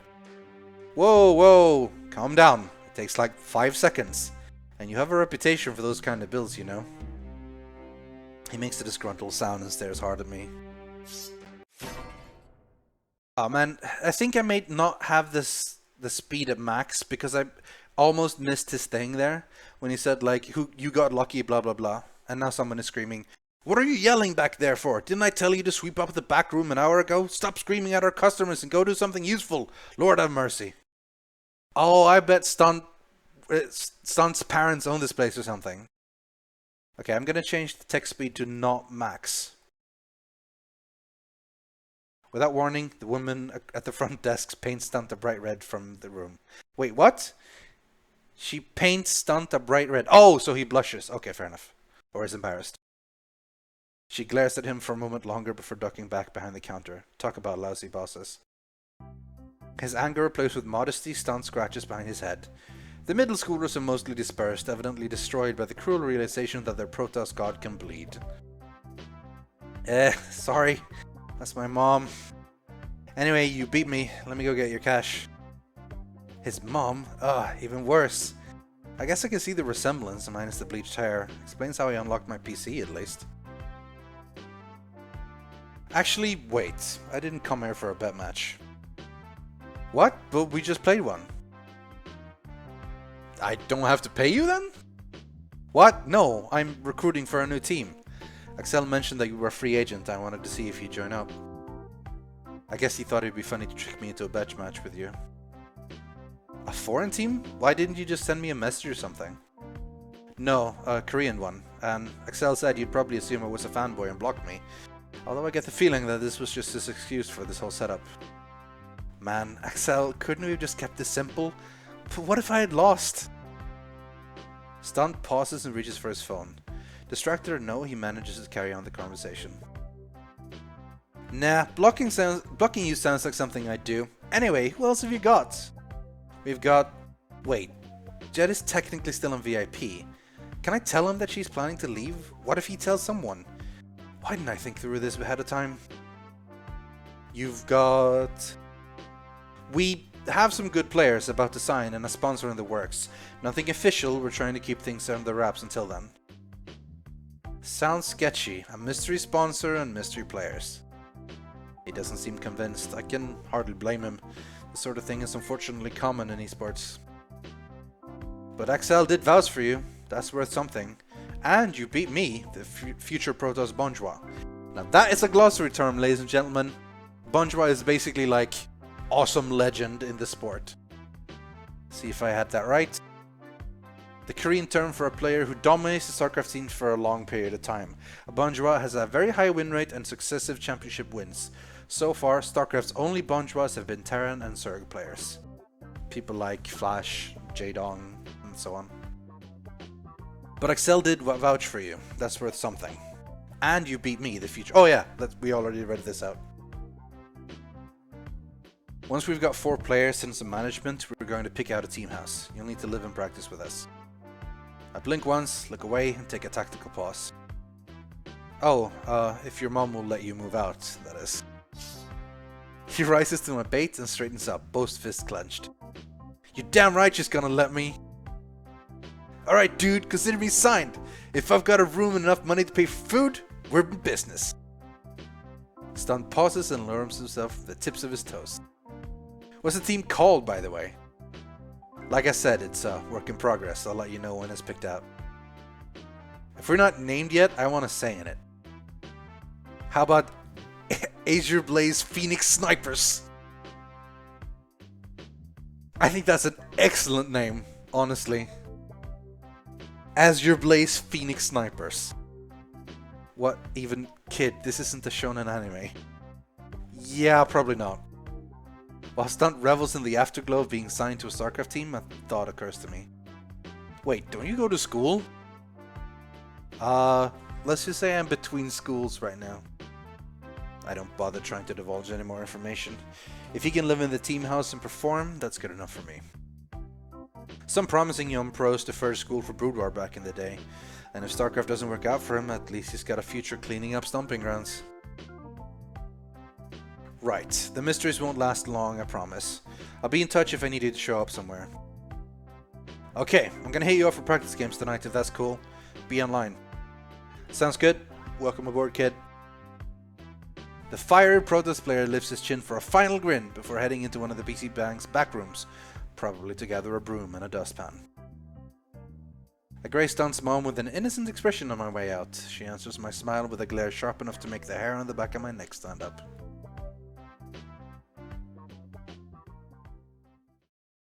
I step outside and suck in a deep breath, relieved. The warm afternoon air is sweet and feels good in my lungs. Yeah, Bob Ross streams are awesome. Bob Ross is the best streams. You should watch me instead of Bob Ross though, but as soon as I quit you can totally watch Bob Ross. I step outside and yeah, I have said this already. One down, one to go. He didn't actually say one to go, but I decided to say it because I thought it fit. The stairway to my apartment was empty as usual. Sometimes it feels like I'm the only person living in this building. Isolation was a major concern when I was first thinking about coming overseas. If my Korean wasn't passable, it would practically be impossible for me to be anything but lonely. That's something I don't need to worry about anymore, I suppose. Seoul's proven to be vibrant, crowded and busy. Everything in my life back home wasn't. Something as simple as crossing the street can be exciting for someone who's never been in an urban environment for more than a few hours at a time. It sounds stupid, but it's true. Still, before meeting Excel and Jet, I barely talk to anyone offline. Starcraft's one-on-one nature doesn't exactly lend itself to social introductions. It'd be easy to get in touch with the foreigner community out here, but I have very little desire to skulk around bars with jaded English teachers and washed-up businessmen. Why bother? I sink into my chair and jam the spacebar a few times to wake up my PC. I practiced enough at the Golden Zonefire after recruiting Stunt, so I don't bother loading up Starcraft. Jet was pleased to hear about my new pickup, told me it was smart to hold off on telling Stunt who she was too. I'm sure she'll announce her plans in her own time. She'll have to once we picked up our last player at any rate. With a few clicks I'm staring at a common Starcraft fan site. The most interesting stuff that goes on in the scene gets posted here, and what people vote as best rises to the top of the page. So there's either the subreddit or it's Team Liquid.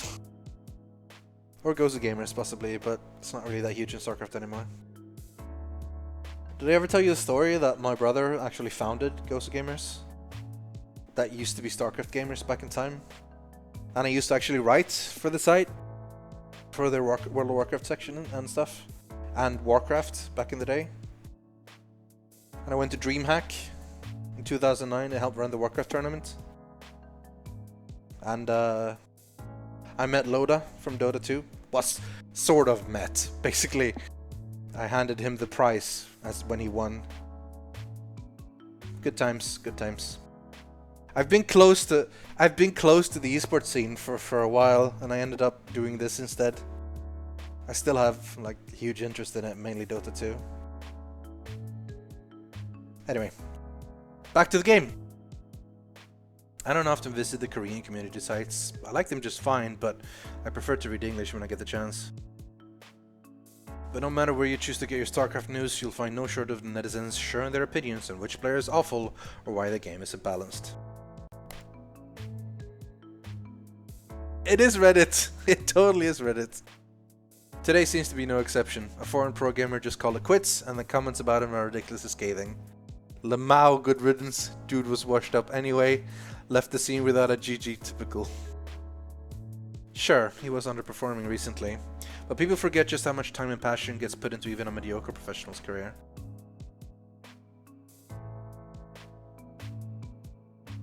Nothing went wrong. I just went into a different area of my life, basically. Jack Black fan 88. The worst part is that most of the people talking smack are either low leaguers who don't play the game at all.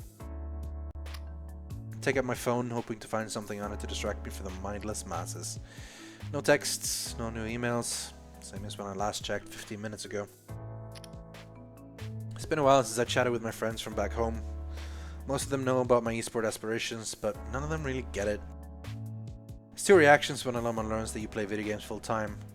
Either they roll their eyes, or they tell you how lucky you are. I've tried to explain to the latter that playing StarCraft really isn't fun, in the traditional sense. Like, winning can be satisfying, but the game is too stressful to actually be called fun, at least for me.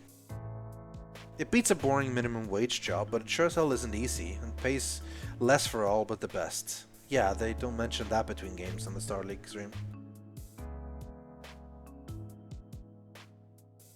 Pretty much everyone I went to high school with is enrolled in college. When I hear about their great social lives and internships, I can't help but feel jealous. Probably end up going eventually. It's not like I can make a living from games when I'm 30. 5 or 6 years of Starcraft, and then you're left with the dregs of your prize money and sore wrists.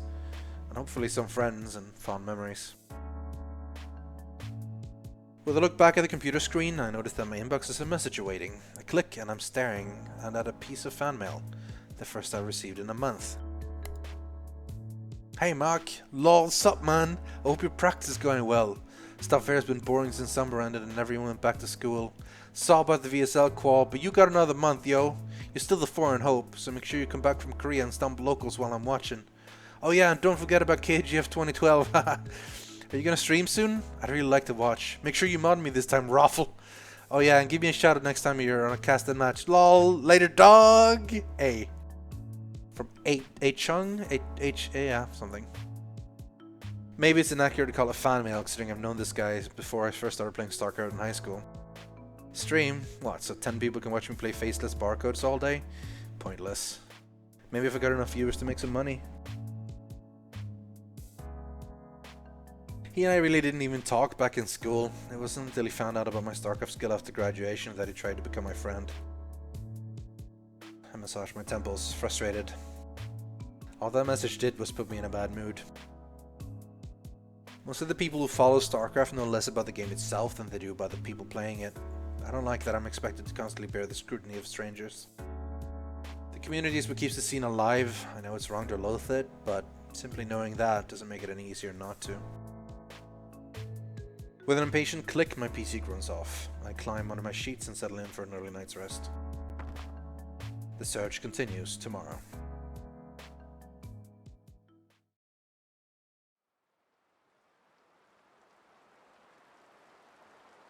I wake to the sound of rain against my window. Judging by the light, it's morning.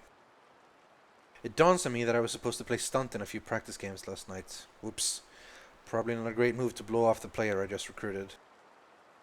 Breakfast this morning is cold as usual, or at least since I took a chance on some street food. It's actually pretty good, but I ended up sick for a few days. I've stuck with cereal in the morning since then. Hope everything's working out on Jet's end. Good management and even a single sponsor will take us a long way. All I can do is focus on the task at hand, finding talent. I put away my bowl once I've emptied it and lock my apartment on the way out.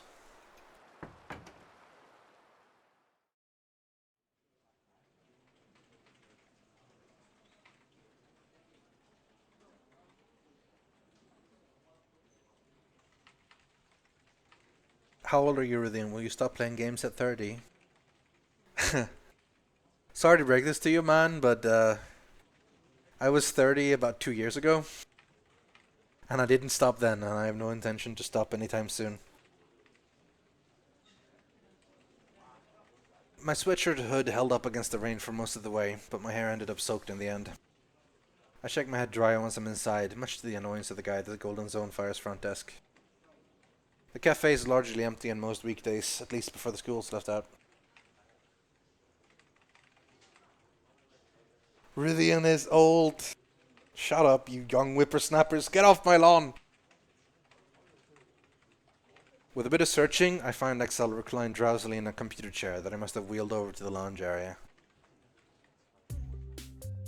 I'll bet he'd rather be sleeping at the Crash Team house, but Excel said that he didn't have time to meet me any later. He yawns and waves me over. I pull up a chair from the nearby PC and sit beside him. Plenty to choose from when the place is this empty.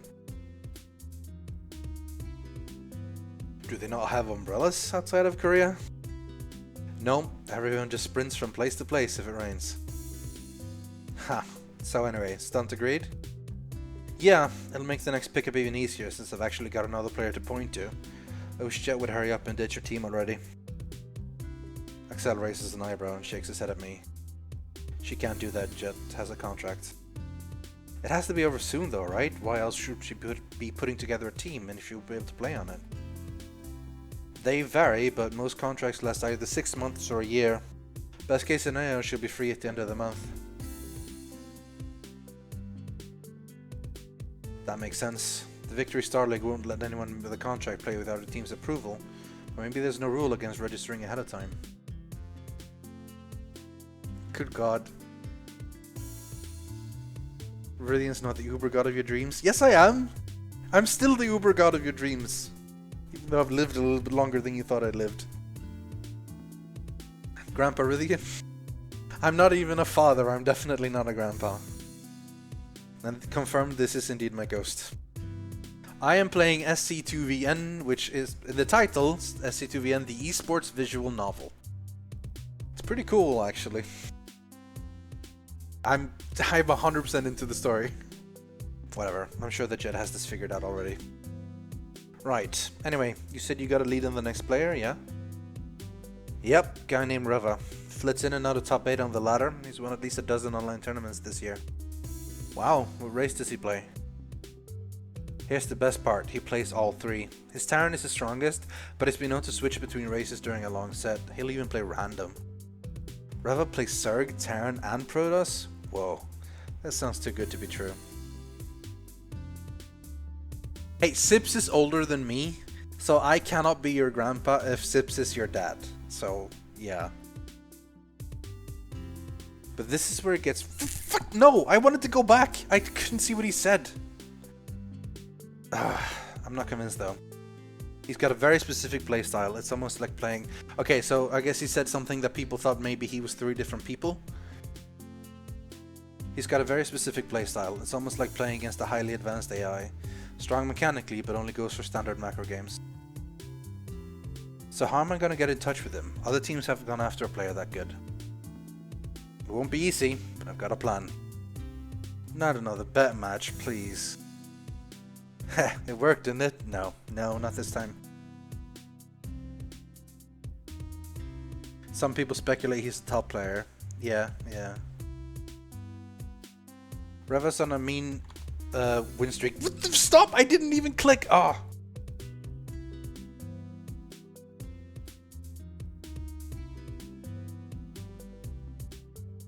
Okay, sorry, I tried to maximize it or something. It should be fine now. Point is, you're going to enter tonight for the King of the Hill thing.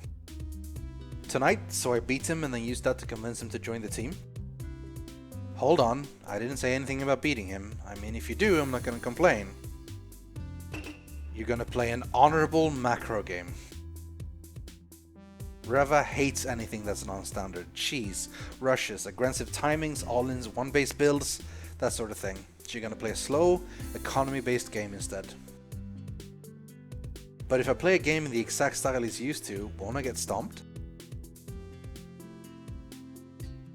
Maybe. But it's your only chance to get on his good side. Play him, show off your skill, chat him up, and recruit him. You make it sound so easy. Hey, find your own players if you don't like it. I'm sure there are tons of strategy forum scrubs willing to try out. He does have a point. Guess I'm staying in tonight. Fine. By the way, what are you so busy with this afternoon? Team League practice. Gotta drill a Zerg of ours to snipe the Team K and Terran Ace. That match is half a week away. Until then, practice, practice, practice. That's how we do it. Beneath his easy facade, I can tell that Axel doesn't seem too pleased by the circumstance. Right then, any final tips against Reva before I go practice for tonight? Yeah, hope you like mech. That's all I can do not to groan. My favorite.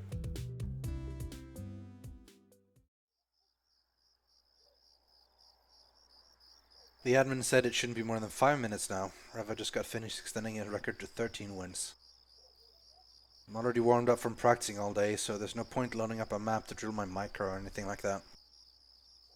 The only thing I've got to focus on before the game is my build and my nerves. Most players, myself included, tend to get a little bit jittery before a high stakes match. It's a more serious issue at live events with all the lights and cameras and cheering fans, but it can happen in an online setting just as easily. This King of the Hill is broadcast on a commentated live stream. The channel hosting it isn't particularly popular, but the exposure can't hurt. Unless I get beat really, really badly. Looks like the game's getting started. In the pre-game lobby, Reva remains utterly silent even after I offer a friendly GLGL. Whatever. Let's get this going. Reva, question mark. Grinds out opponents with mech, can play all 3 races, could easily be a hacker. Oh shit. Alright, time to show Reva and everyone else is watching what I'm made of. I'm watching my scout cross the map when a thought occurs to me. If this guy supposedly hates rushes, I should be able to score a pretty easy win with him with one. This is a specific proxy build that works really well on this map, especially against the type of player that Axelis Grab Reva has. Might risk angering the person I'm trying to recruit though. Still, the game is being broadcast online. If I win, there's a chance that I could earn enough cred to find another player anyway. Do I really want to go against Axel's advice? It's only one game after all. Drawn out match or quick win? Come on guys, honorable macro game. That's what we're gonna do. Ugh. It's not like I hate playing standard or anything. I just don't like that I'm playing straight into this guy's strong points. Whatever. As expected, the game begins with a long calm. Reva shows absolutely no signs of early aggression, instead focusing entirely on building a strong economy. I used the breathing room to invest heavily into structures for tank production. My scout reveals that Reva's doing the same thing. Just as Excel said, it looks like it's going to be a long, drawn-out tank versus tank positioning war. Reva and I split the map in half, one side littered with his bases, defensive structures and tanks, and one side with mine. I'm not particularly comfortable with this style of play. I prefer an agile army accompanied by dropships, but it's next to impossible to break a meching Terran if they have a strong economy. Well, I need to start thinking on my next— whoa! Shit, I'm under attack! Reva's inching his tank line towards the center of the map. He managed to find a weak position in my formation. One of my tanks was a bit too far away from the rest, and it got picked off. A nuke in a serious game? Not here. Not here either. Where's the nuke? Shit, I need to catch it before I lose my army. Boom, there's the ghost. Phew, I managed to catch it before the... Oh. Okay, can't screw this up. Pop open a chat box and fire off a message. Your macro is too good, lol. For a while, no response. But just when I've given up hope that he'll message me back... Thank you, you play well. You made only a few key mistakes. Perfect capitalization and grammar? Ugh, when anyone does that to me, I feel obliged to fix my typing. Screw it, I'm way too tired after 40 minutes of positional play. Oh yeah? Well thanks. I'm actually looking for some practice partners, kinda. Kind of? How? Well, I'm starting a team with a few friends. We're gonna try to qualify for Team League. I see. I'm actually looking to pick up another player at the moment. Would you be interested? For almost 10 seconds, nothing. Each second ticking by feels longer than the last. But then... I'm willing to discuss the possibility. This guy is totally a robot, guys! We found a robot who plays games! He's going to be a robot, it's gonna be great! Oh, awesome. We're gonna meet up at Golden Stonefire tomorrow afternoon. You're in Seoul, yeah? You know where it is? Oh, you wish to meet in person? I can't meet him in person because he's a robot! Come on, I've already come this far. Keep it together. Yeah, just gonna hang with the team and practice a bit. We're nice, I swear. Another pause. This time longer. I find myself drawing closer and closer to the screen in anticipation of Reva's reply.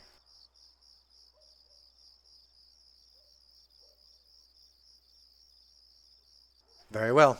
I will see you and your teammates at Golden Stonefire tomorrow. How do you suggest I find you? Score! We'll get a robot on our team! The robot will show up! KK, look for the foreigner, lol. I will do so. Goodbye.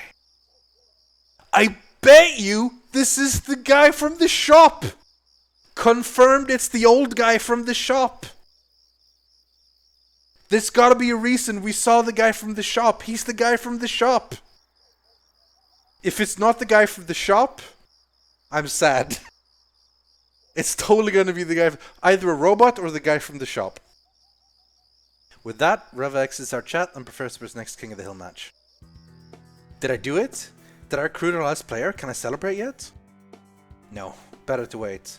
I mean, he's never even been to an event in person before. There's a chance he won't show. I step out of my chair and fall into my bed, simultaneously tired and restless. I shut my eyes, but there's no way I'm going to sleep tonight with this hanging over my head. Maybe I should go to Go-Mart. It's not a good idea to drink caffeinated stuff this late at night, but a walk might get my mind off the stress. It's totally the old guy! Since meeting XL and Jet, the pangs of homesickness haven't been nearly as bad. Should I feel guilty that I only want to update my old friends or my parents now that I've actually got something going my way? Is it better to keep these small victories to myself? When was the last time I even spoke English? I honestly can't remember. I never had to move around or switch schools when I was a kid, but maybe this is the same thing. You find a group and stick with it. Keeping in touch with your old friends becomes too difficult. God, I know that feeling. I moved when I was a kid. I told like all the people in my old school, like, oh yeah, we're still totally gonna be friends, but you're not really. You maybe keep in touch with one or two of them, but you end up making new friends where you go. It just works that way. The amount of people I met in some school and we totally said we're gonna keep in touch and we never do, happens all the time. Gosh, I missed a sentence. God damn it, I wish I could go back and see like the previous sentence. Actually, can I? No, I can't. I can't help but feel a little unsure. Putting my own life down isn't easy, knowing that I'll have to pick it back up eventually. My thoughts of home fade as the green and white signage comes into view. The old man is behind the counter as always, this time restocking the shelf on the side beneath the cash register. Ah, theory ruined, guys. Oh my god, thank you. Mouse wheel over. Oh man, that's so good. It doesn't go all the way back, but it does go so that I can... That's good, that's good. It could be a good thing. More focus on making my esports career work than what so-and-so switches major to. Thanks, man. Thanks, Dacian172, or I assume that's how your name is pronounced. If the guy is still working, he can't be Reva, because Reva is playing. So theory busted, guys. So Reva's gonna be someone else. That's fine. We'll figure it out. I take my usual fare from the refrigerators in the back of the store and I step to the counter. The clerk's haggard eyes linger on me for a moment before he returns to his shelf stocking. Just a moment. I'm in a rush, so I answer him with a nod. I let the drinks rest on the laminated counter and turn to take a closer look at the convenience store. It's compact and clean, like pretty much everything else in Seoul. If it has any employees other than the old man on duty, I don't see them. Most stores don't have foreign snacks or drinks aside from the localized variants, and Go-Mart is no exception to that. I've had to be bold and try new food. Just as I'm about to step towards a bag of strange-looking trail mix, the clerk's voice sounds from behind. You've been in here quite often, haven't you? I turn, surprised. He's staring right at me. Yeah, I'm not... That's okay, isn't it? He pauses in surprise, likely at my language proficiency, and then presses right on. More than okay. Those drinks don't buy themselves. What's your name? I'm Mark. Ah, wait a second. That's not right. Strangely enough, I haven't had to share my real name with anyone since I came overseas. Feels unfamiliar as my tongue as I prepare to correct myself. But before I can, it totally is Reva! I swear to God, it's Reva! Theory is back on track. Confirmed. Mark? That doesn't sound like any kind of foreign name I've heard before. How am I in this situation? Damn it. It's hard to explain. Do you know what Starcraft is? The elderly cashier's eyes light up in understanding. I've heard of it. You're a pro gamer then? Yeah, working on it at least. I suppose that explains your late night shopping trips. How long have you been in Seoul? A little more than a month. I like it here. Good. It's a fine city. You can call me Mr. Yon, by the way. Is it Yon? Yeon? I'm gonna say Yon. Apologies if that's mispronounced. It's good to meet you, Mark. I simply nod and look away.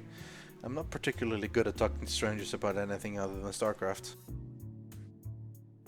The conversation between us doesn't lead anywhere else, so he starts ringing up my drinks. With the bottles bagged and offered, he smiles. Take care now. Okay, he's not Reva. Theory is off again. Sorry. Probably. He would have said something, right, if he was it. Yon is an anagram of Reva. PogChamp! Oh my god, it's right, it's true! Wait, no. I make my way back to the apartment for an evening of Starcraft and a little sleep.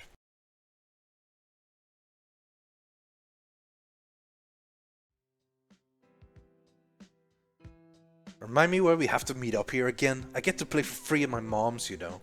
And you probably get yelled at if the toilet clogs up too. Stunt rolls his eyes and pulls out his cell phone, thumb soon jamming away at some weird puzzle game. What is it exactly that you're always playing on your phone? I'm glad you asked. It's Pop Pop Safari. It's one of those casual games meant to sucker morons out of their money. And you're playing it why? It's my own way of fighting back against something I hate. I'm going to defeat this game in its entirety without paying a single cent. I don't understand how that stops anything. They're still making money from everyone else, aren't they? I steal a glance at his phone. And there are tons of ads all over your screen. Look. You don't understand. It's about the principle. And I wouldn't be playing in the first place if this dude had showed up when you said he would. Admittedly, Reva should be here by now, but I can't do anything except wait for him to arrive. I texted back and forth with Jed a bit earlier today. She's too busy wrapping things up with her contract to make it a Golden Zone fire until way later. From the tone of her messages, it seemed like talks with the sponsors were going well. With word that I managed to pick out a fourth player, she gave me the go-ahead to divulge her identity to Stunt and Reva. Helpful, since we still have a coach and practice partners to recruit. I hear the door to Golden Zone Fire slide open and I glance over, hopeful. Only to find a bespectacled girl walk inside and look around. No dice, where the hell is he? Oh come on, Mark, this is obviously Reva! Dude! Don't assume!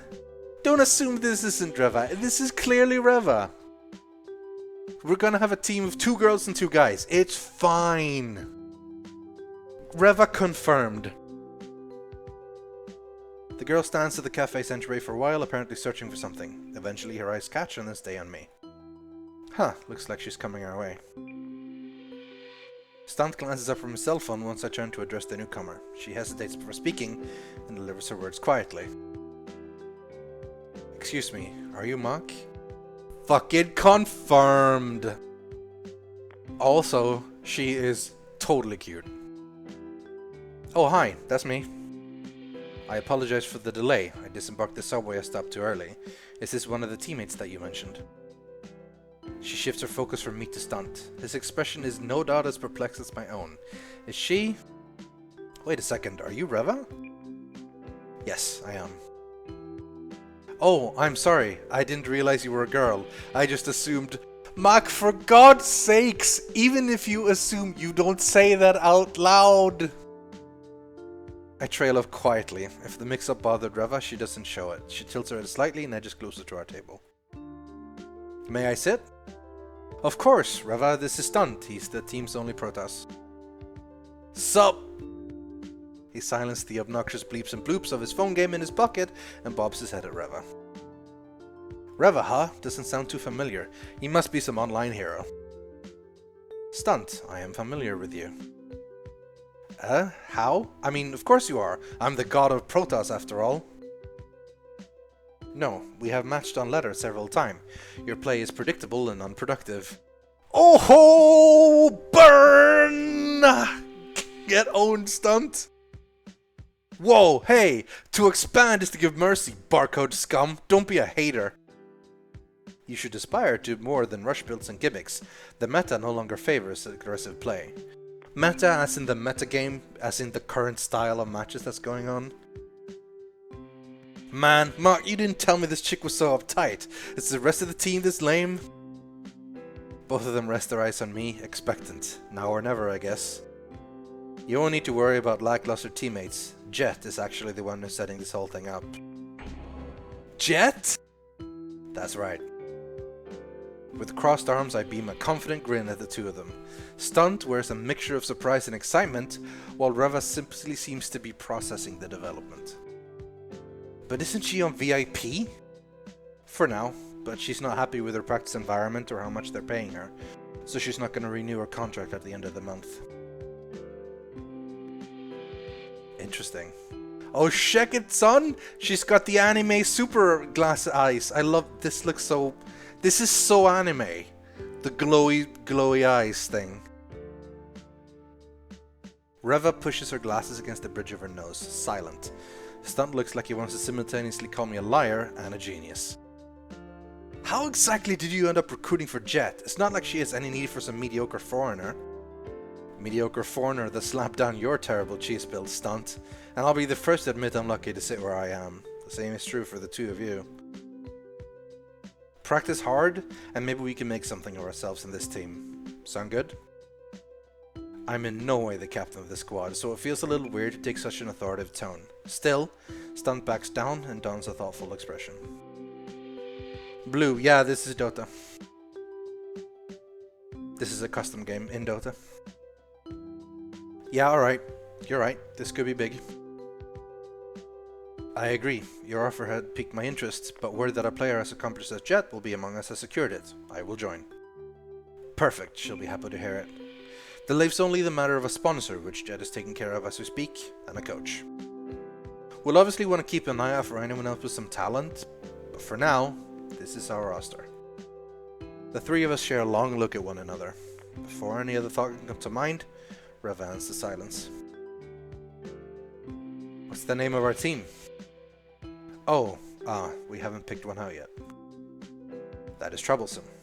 Should not such a thing been taken care of by now? I really shouldn't have got around to asking Jet. Stunt shares in Reva's indignation with a gesture towards her. Thank you! We need to get this done already. How about we call ourselves the Lamenting Reapers? I don't know, man. I prefer the Azure Blade Phoenix Snipers. The hell? What is it with this kid and terrible team names? I'll talk with Jet tonight, okay? All you guys need to do is practice and wait for the announcement. You also need to be prepared to move out. It's pretty short notice, but neither of them protest, so I'd hope it won't be a problem. Stunt definitely lived with his mom. It's harder to tell with Reva. She seems to be about my age, maybe a bit younger. It's possible she lives on her own. Very well, as long as the matter is not being neglected. Is there more of importance to go over? If not, I would prefer to return home. A PC bang is an improper practice environment. Pfft, you're just a shut-in. Don't deny it, it's written all over you. I am not. What right do you have? But before she can say anything else, Stunt lurches forwards, grabs Reva by the wrist and begins dragging her towards the PCs. If you're going to live in our team house, you better get used to practicing next to other people. Let me show you one of my favorite unproductive builds.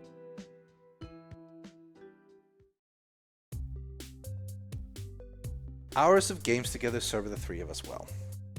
Most professional gamers have a certain level of respect for someone that can put up strong matches, even if they don't have great results. While Stunt and Reva have playstyles as wildly different as their personalities, both are formidable opponents. Golden Stonefire's peak time passed about an hour ago. While it's not nearly as empty as it was when Reva arrived, there's enough room that we have a relatively quiet section to ourselves. Hey Reva, Excel told me that you know all three races. Why are you only playing Terran? Terran is the best choice given the current metagame. It's also the only race that earns 100% of his wins. Blunt, but I can't deny her logic, especially when she puts up such a strong match. She's pretty biased when it comes to game balance though. I've gotta say, Stunt's unit control is ridiculously precise. It's a shame he only puts it to use with his so-called innovative strategies. Jet's on her way with some good news, or so a texter says. The only thing that's keeping my mind up for imminent arrival is the game between Stunt and Reva unfolding ahead of me. Stunt's going proxy 2-gate yet again. Reva scouted it 4 of the last 5 times he's tried it. He's just being stubborn at this point. Still, the web map is well suited for the build, and he's already managed to kill an SCD with some good probe micro. Reva's defense is formulaic as always. So far it's working, but she's in for a bit of a surprise after I sneak a glance at Stunt's screen. A half dozen proms stream up Reva's ramps and cut off an exit for the two Marines kiting a pair of zealots. The Protoss units close the distance and slice the pair of Marines to pieces, securing a massive advantage that Stunt carries into a victory. Stunt pushes away from a monitor and stands, hands on his hips. Easy! Reva doesn't let it faze her. She rotates in her chair and shrugs. Unorthodox and inconsistent, but it worked, I will admit. Stunt basks in the glory of victory for a moment longer before something behind me catches his attention. I follow his gaze to find Jet and a man in a business suit walking towards us. He seems out of place, dressed so well in a PC bang.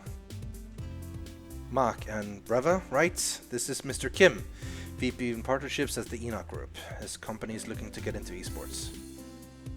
The casual timbre of her voice and the pained look on her face says it all. Do not screw this up.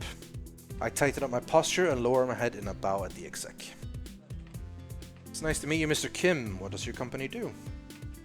And realize too late that I probably shouldn't have admitted that I've never heard of Enoch. Jet seethes through her teeth, but Mr. Kim takes my question with an easy smile and offers me his business card. I give the card a brief once-over before placing it carefully in my pocket. We're in a handful of markets and offer a variety of business services, consulting, marketing, and a few other things. Oh, that sounds important. And vague, though I don't say that. Truth be told, I'm pretty much clueless when it comes to business-related things.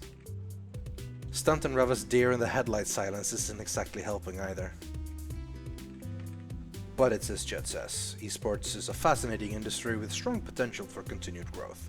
I'm particularly interested in strategic opportunities based on its unique qualities. I proposed the idea of sponsoring a fresh team to Enoch's board, but for now we're just shopping around. He pauses to observe my reaction. I get a strong feeling that this guy is a pro at negotiation. As if she suspects the very same thing, Jet steps forward to prevent me from saying anything that could take away her leverage. As I said before, we're still not ready to accept any offers. You have our interest, but we're keeping our options open for the time being. Of course, there's no rush. I merely wanted the chance to introduce myself. And we've got plenty to discuss. Thank you for the ride, Mr. Kim. It was no trouble. We'll be in touch. And with that, the businessman departs just as quickly as he arrived. It's only once he's gone that I realize just how tense my shoulders are. Oh shit, this Maker. Yeah, basically. This Maker come to recruit. That guy looks like a secret agent or an insider. Can we name our team like that? Secret agents. Is this Stunt, Mark? She thumbs in his direction and turns back to him when I nod. Shut up, Stunt. We're probably gonna have to name our team after his company. Man, I've been coming up with all kinds of mascots and taglines. Team Enoch? That's so lame. With a sigh, Stunt sinks down his chair. Jet does her best to ignore him. So, these are the two you managed to pick up? Stunt and Reva? A cafe whelp and a ladder hero, and a literal who foreigner? The three of us don't have anything to say to that, so she continues. Alright, whatever. We're gonna make this work one way or another. All that's left for us is recruit a coach. Got anyone in mind? Not particularly. VIP hasn't exactly been great for networking outside the team. They're pretty much done for as soon as I leave. The ease with which she delivers that judgment leaves me taken aback. I guess if she's gonna sever ties with old teammates, she can't afford to second guess herself. A brutal and unfortunate necessity. How did you know Mr. Kim then? We've only just met. I asked around if anyone knew of any decent sponsorship opportunities, and an old Brood War friend pointed me in his direction. Fortunate. A coach should be relatively easy to acquire with word that a sponsor is ready to back us. Reva stares unblinking at no one in particular. It's a little bit creepy how calculating she looks. Robot confirmed. Right. Anyway, I can handle the rest. You three just need to focus on practice. Hear me? Yep. Yes. Yeah. Good. I'll keep you posted on developments. If everything goes as planned, we'll be registered and ready to rock by week's end.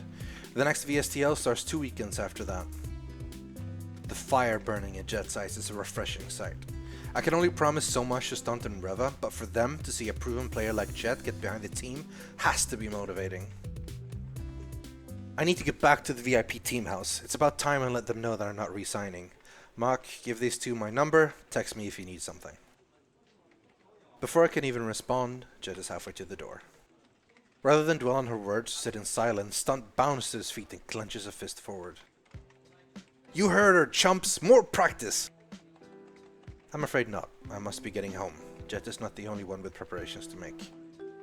Yeah, same. Don't let us stop you though. Fine. Let it be known that when I begged and pleaded for practice partners, I was cruelly denied by my own teammates. Stunt's theatrical complaints don't end until I follow Reva out into the street. Through the door's window, he gives us a sour face and then returns to his PC.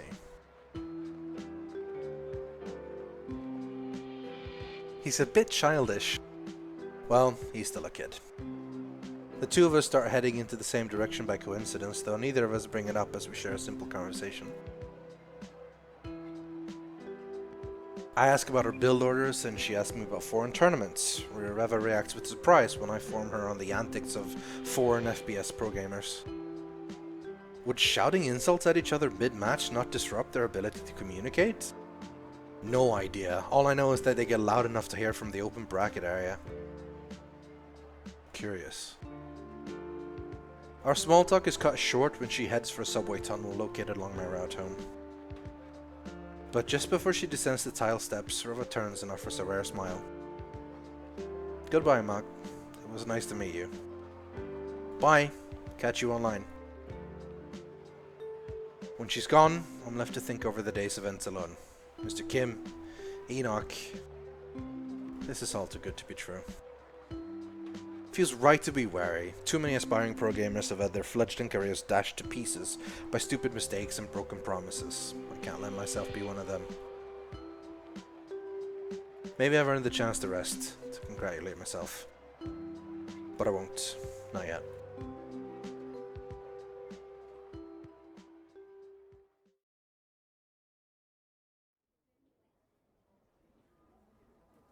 Lately, the streets haven't seemed so foreign or confusing. Might just be because I stick to the same route every time I walk to the Golden Zone Fire, but I like to think that I've really started to figure out life as a foreigner. So, I guess you guys really like Reva. I kinda do too. So what do we do? Like, romantic style, do we pick Reva or do we pick what's her name? Jet. See, that's how little I care about Jet when Reva stepped in. Maybe. I don't know if it's going to be romance in this. There very well could be romance, I think. I think that could make sense, I guess. It's supposed to be a story. Come on, like, romance is part of any story, right? Also, old dude gonna be coach? Dude, I think, yeah, definitely. I think that... So... Jet OTP, Reva Jet, pick Reva 24/7. I don't know if this is a dating game at all. But man, it's a classic thing though, right? You have to pick one of the two. Don't you dare complete this game without me. I don't think I will, unless it's done within half an hour. I don't think so. Okay, most people seem to like Reva more than Jet. Might just be because I stick to the same route every time I walk to the Golden Zone Fire, but I like to think I've really started to figure out life as a foreigner. I've settled into a routine that works for me. A few hours of ladder in the morning, then I hang out at the cafe with whoever shows up that day. Practice, talk strategy, maybe grab some food, and then we go our separate ways. It's enough to satisfy me while still offering plenty of free time to keep from burning out. It's not a champion's regimen, but it should suffice. Hopefully.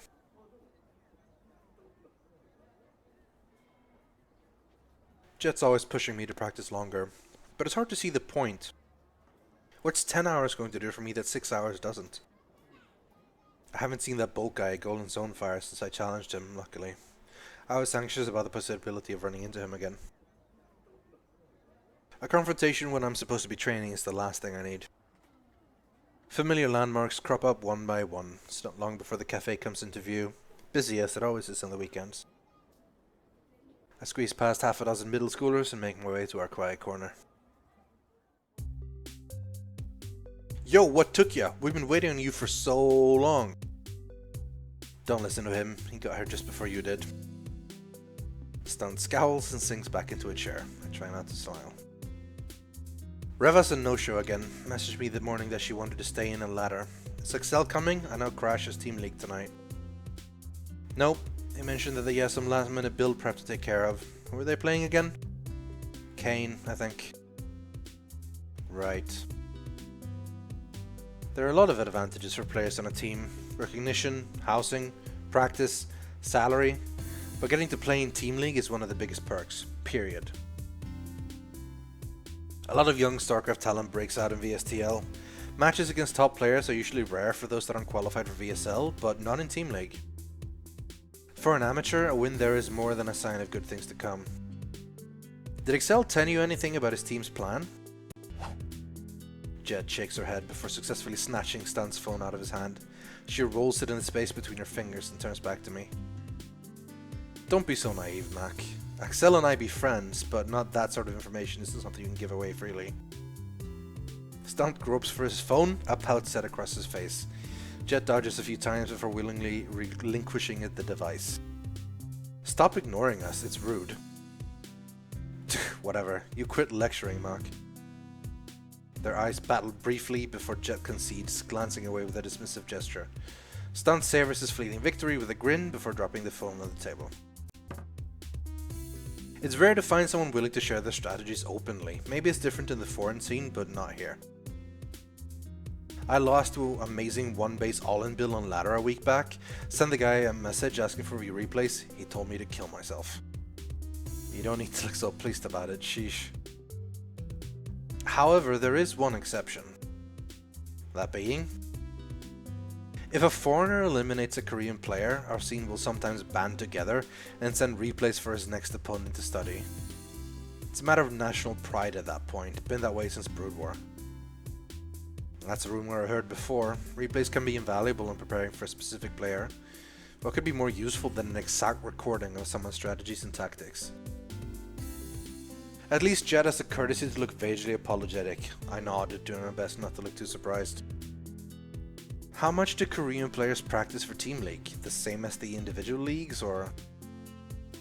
Depends. Not less, if they aren't taking home at least a top 8 in Solo League. Starcraft may be a one-on-one game, but teams can always be sponsored on the backs of individuals. Don't think that gives you the right to neglect your Solo League. Admittedly, VSTL is secondary to VSL. If any of you fail to qualify, I'll make you a slave of my practice house. Cool your jets, Jet, and have a little confidence in us. When you inspire confidence, I will. Remind me again how you placed the last qualifier? Stunt wrinkles his nose, takes the opportunity to return to his cell phone game. Even between teammates, Starcraft's competitive nature thrives. Silence lingers until I decide to speak up, if only to break the tension. Why don't we go watch Excel play tonight? I'm sure he'll appreciate the support. They simultaneously glance up at me, and then at each other. More silence. I'm just about ready to give up when Jet speaks. That's a good idea. I've been meaning to speak with Axel anyway. Sounds like fun. Let's bet on the games though. Gambling? I shouldn't be surprised. You play Protoss after all. 25,000 on Crash. Ha! I'll take that bet any day. Wait, I'm not done. 25,001 on Crash, but if Axel all kills, you pay double. Stunt pauses, chewing over the odds with a contorted look on the face. All kills are incredibly rare. It's hard enough for one player to single-handedly defeat more than one opponent, let alone an entire team. With this decision made, Stunt slams a fist down hard enough to draw a few glances from a nearby table. Deal! The match won't be for another few hours, so you'll have plenty of time to regret your mistake while I'm kicking your ass. I want to try out this new build making the rounds called the 2-base Immortal All-In. It crushes Zerg, or they're saying on the forums. Let's go. Hey Mark, come watch and learn a thing or two about how to PvZ like a pro. That's useless to me, and he doesn't wait for me to finish my thought before bolting for an open PC. I'm left with Jet, who's taking her time in joining Stunt. He's funny. Funny doesn't win games. Jet seems conspicuously pensive as she rises to head over to a machine. Just as Reed turns to leave, she stops and looks back at me. Mark, do you think that teammates have to be friends? What do you mean? The question is straightforward. Yes or no? Do teammates need to be friends? What? Of course they should. Why wouldn't you be friends with the people you live and practice with? It's not that simple. What are you supposed to do if your teammate can't perform and needs to be replaced? What if your friendship keeps you from offering honest criticism, the type that hurts to hear? Nobody's expected to be friends with the coworkers at an office job. You act cordial and work together to get something done. That's it. There's no reason eSports should be any different. It's not the same. Can you honestly say you'd be as motivated to turn around a losing set for a bunch of strangers than for your friends? You're not being realistic. In any case, you did well to recruit Stunt and Reva. I appreciate it. I'll take care of the rest. Be around Golden Zonefire every single day for the next week or so. And practice. Practice a lot. She answers my nod by taking off in Stunt's direction. I don't know, guys, what do you think? Does teammates need to be friends? I think that's important. After watching the Dota scene, like, it seems to me like teams that truly are friends and work together with each other do better than just like a random group of all-stars. Yeah. Reva is the other person I recruited for the team, Fox with a monocle. Where is she? After all it took to convince her, Reva better not have changed her mind about telling me. Maybe she's the type to always be running late. This is the first time I've been back at the VSL studio since the qualifier. Reva's not the only one who feels out of place. I'm just about to send her another text when I catch the top of her head coming up the stairs. Got lost in the subway again? My apologies, this is my first time at the VSL studio. Oh, really? You've never tried to qualify or come to spectate? She shakes her head. That's a huge surprise considering she's local. It's easy enough to follow the VSL online, but nothing beats the live experience. Watching the round of 4 in person was one of the first things I did here in Seoul. Jet and Stunt are probably waiting for us. Come on. Nearly every seat in the spectator area of the VSL studio is taken. It's only with a wave from Jet that Rev and I are ushered past the back rows and into our seats over on the side. Stunt is seated beside Jet and acknowledges us with a smile. With how differently the 4 of us are dressed, it'd be hard for anyone to tell that we're actually a team. Well, I guess technically we're not a team yet. Not officially anyway. With the thought on my mind, I look to Jet and keep my voice low. Do we have a uniform planned? Yeah, Chad, I pretty much agree. Like, being friends with someone, like, you have the respect. And I think it's more so much than, like, being friends with someone. You need to be... So the problems Jet had with friends, right, is if they're not good enough friends. Because if you are good enough friends, you can actually tell them the criticism that quote-unquote hurts to hear. Because people know that it's coming from a place of friendship. Because if you hear that from a complete stranger, it might just be like a flame or a troll. Anyway. Do we have a uniform planned? Oh, hell yeah! I want a team jacket. The uniform we pick comes out of the team's war chest. It's stupid for us to splurge when we don't have any results. Stunt's longing stare doesn't fade away until Jet focuses a glare in his direction. The production crew is busy at work behind the scenes. There are way more VSL staff members than the stream lets on. People with clipboards and headsets pace the studio frantically, moving from team benches to behind the booths and then back again. Excel sits on the end of the bench with the rest of Crash. Their coach, a balding man with small eyes, a red nose and a clip-on tie, paces back and forth with his hands in the pockets of his blazer. Most coaches are usually retired players who have management experience. This guy's got either the latter or nothing. It wouldn't surprise me to learn that he's never played a game of Starcraft in his life. The players of Team Kane sit on the opposite side of the studio. Their coach is far more subdued and one that I actually recognize. An old B-tier Brood War pro that aged out of his ability to compete. Stunt leads over to Jet to whisper something, but before he can open his mouth, the Victory Star League theme cuts in to announce that the broadcast is about to get started!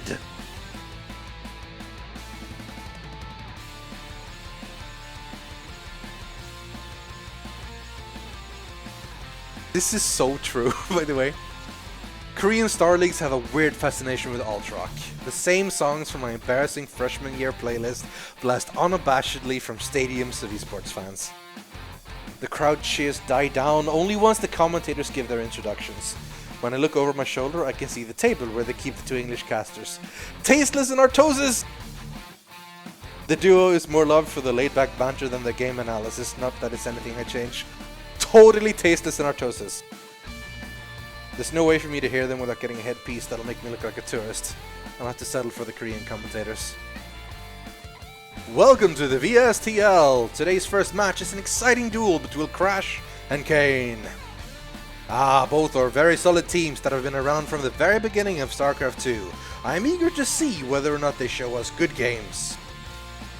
This is the furthest that Kane has been since the beginning of the Starcraft 2 Team League. Crash will need to make it to VSTL Finals if they wish to share that accomplishment. Indeed, they have a challenging path ahead of them, but I am certain that they are capable of returning to their former glory.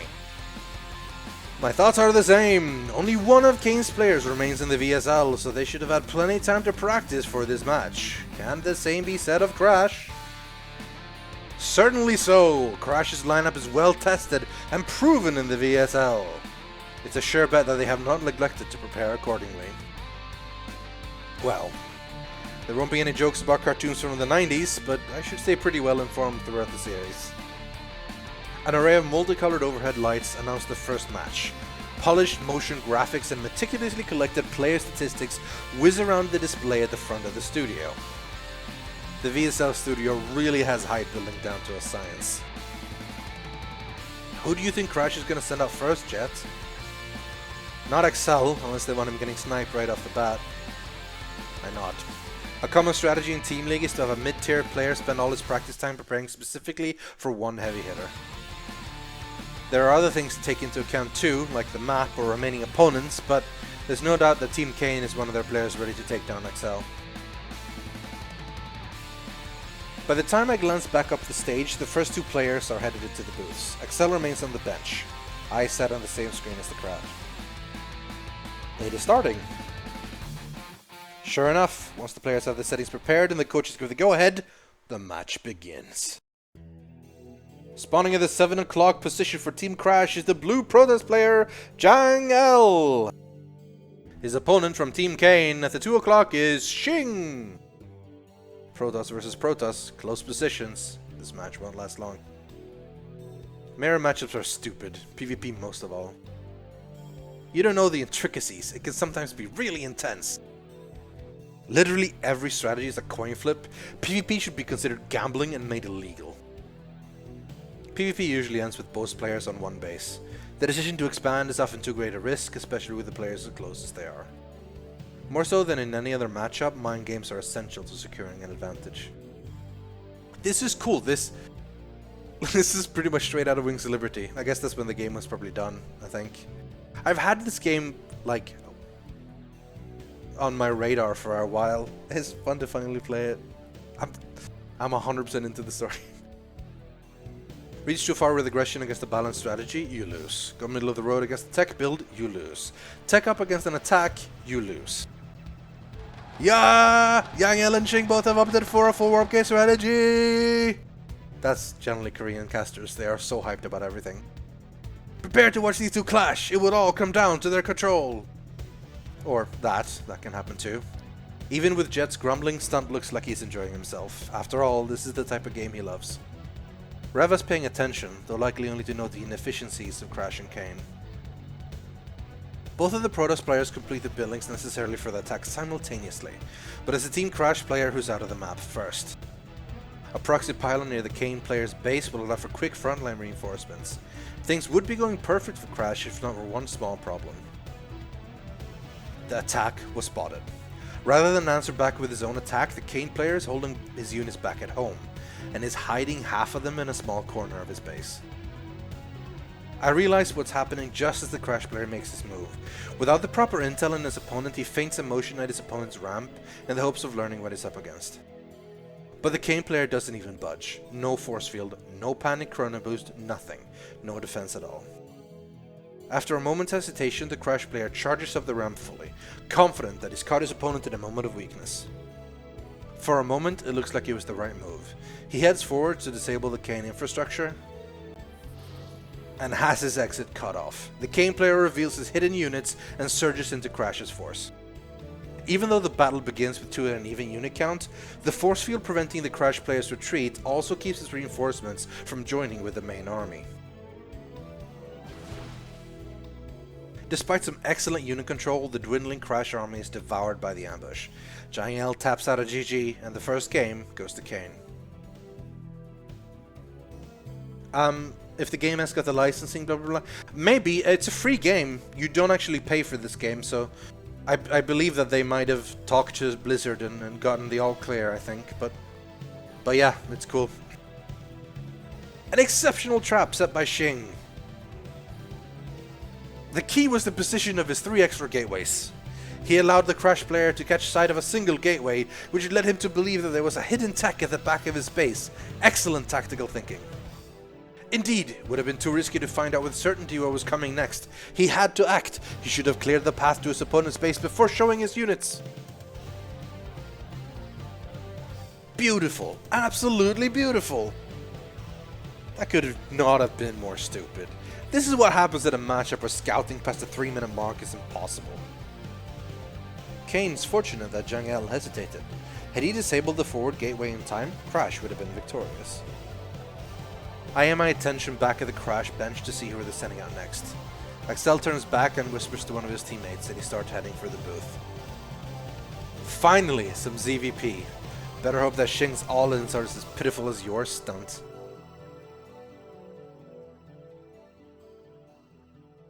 Two minutes later, the Crash Zerg stands cross-map with the Kane player.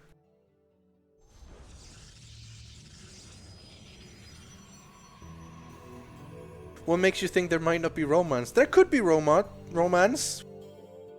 Maybe. I'm headcanon shipping romance anyway. In my, they're having romance behind the scenes. That's what I'm saying. The match opens off slowly, but a sudden greeting opening from the Kane Protoss elicits a call for attention from the commentators. Yeah, how bold! The map does not lend itself to Nexus first, yet he has planted one down without pause! And it seems that it will be going unpunished. With one victory already, it seems that Kane decided now was an appropriate time to take a risk. This spells bad news for Crash. With the Protoss economy established so quickly, Zerg will struggle to survive his powerful mid-game attack. The commentator's warning shows itself to be a well-informed one. The Crash player realizes his disadvantaged position too late. From inside the booth, he looks visibly shaken. Xing marches across the map at the 8-minute mark with an absurd number of blink stalkers, not bothering to clear the watchtowers on the way over. His unscouted forward pylon allows him to power forward unchecked. The Crash Zerg's clumsy defense is painful to watch. The game was decided by the 2-minute mark, even if the Protoss player took another 7 to play it out. That was embarrassing. Nonberry preferred all-in style, but I'll admit, it has its merits. A sudden realization that the 3 out of 4 of us are on camera puts our conversation on pause. The VSL loves to throw foreigners and girls in the breaks between games on a stream for whatever reason. Reva shields her face and glances away, while I wave and watch myself on screen with an undeniably awkward expression. The cameraman makes the mistakes of panning past us to focus solely on Jet. Not a second later, the scene switches back to the casters. What kind of idiot doesn't drone scout? He went pool first. It was an easy slow ling rally for the win. The map lent itself to a typical Zerg playstyle. He mistakenly believed that if he could defend an early rush from Protoss, he would have had an advantage going into mid-game. I can already taste the extra large bibimbap. What the fuck is a bibimbap? Chat, help please? Bibimbap. I'm googling this.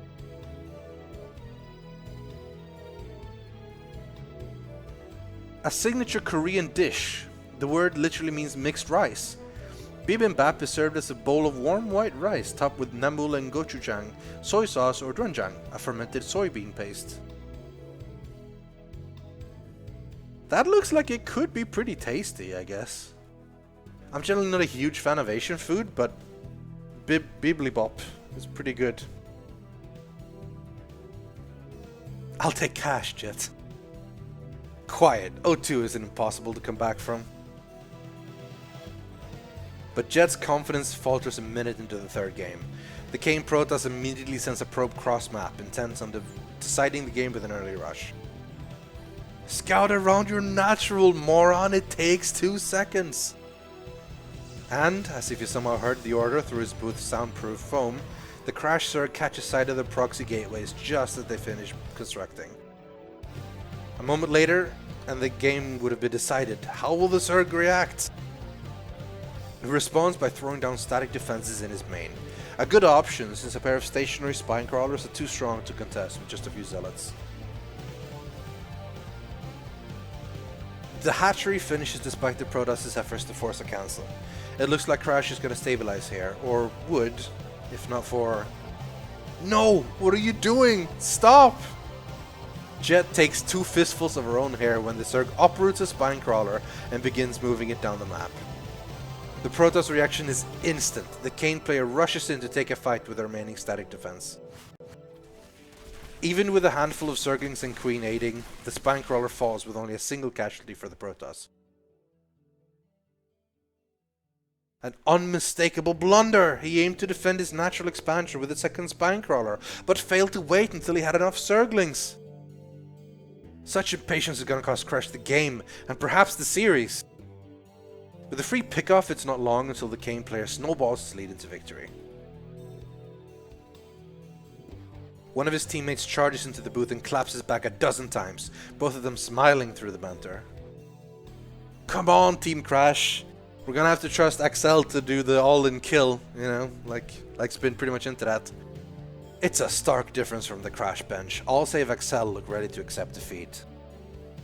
With a calm look back at his coach and a nod, he rises to replace his fallen teammate. It seems that Crash will send Axel as their final player. Will he be able to prevent the all-kill from Xing?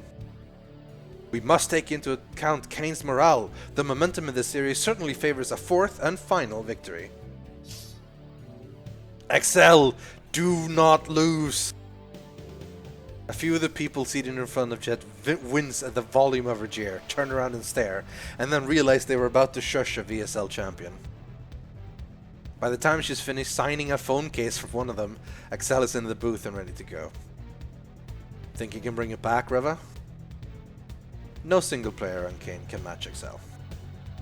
I find myself in agreement with that, but Reva's specific wording and lack of conclusion leaves me wondering. What could be the final match of the day begins now! Axel against Xing. Who will emerge victorious? Yeah, you're not kidding. All kill is coming. Come on, it's happening. Axel looks at home in the booth. He shows the 4 of us a smile and a thumbs up just before the game loads in. Despite the dire position his team is in, Axel wastes no time fighting back for control of the series. He deflects Kane player's pressure with a well-positioned Marine force at the top of his ramp, killing off a Zealot and scaring away a Stalker. A vital maneuver! The Protoss now lacks the information on whether or not Axel is expanding. How will he cover his options? Axel's cloak Banshee is nearly complete. The Kane player hesitates, and a second later throws down an expansion. Jet heaves a sigh of relief, confident that the game is decided. Classic Protoss move. Don't think, guess. It's true that if Axel had been expanding, the Kane player would have earned a slight edge. Instead, he's forced to watch helplessly as Excel's Banshee flies straight into his base and blasts his worker line into pieces. With a highly delayed and evidently begrudged GG from Kane, Excel puts Crash on the board. I love how all the Starcraft pros in chat are just like, what the fuck, who makes Banshees in TVP? Jesus! Keep in mind that this is back in the Wings of Liberty meta. I can't remember, I watched a fair bit of Starcraft and played a bit of Starcraft 2 back in the day, but I was obviously not a pro. So, just, it maybe not work now, but maybe it worked back then. Or it's just narrative stuff made for fun, really. Ha! Salty that idiot, that is all kill. Why did the Protoss leave so early? It could have at least gone for a base trade or something. Are you kidding? Terrans have had base traces figured out for almost a year now. God, I wish my gateways could fly. I guess, but there's no reason to throw in the towel so early. Even if he was going to lose, he could at least try to wear XL out for the games to come. XL could easily bring this back. But even with his team's first loss, the Kane coach looks confident. He gestures for one of his youngest players, speaks for him for almost an entire minute, and then sends him to his booth. Ah! The Kane coach sends an amateur Terran to face XL? He must have confidence in either his young talent or remaining two players. Okay, this guy is gonna be the sniper. The guy 100% prepared to take out XL specifically. We must assume he wants to give the young Terran some experience. Certainly there's no other reason to send him against the strongest contender. That's XL. Reva watches the Kane coach impassively, never allowing her attention to leave him until the 5th game loads in. Yeah, Kane opens with Command Center first!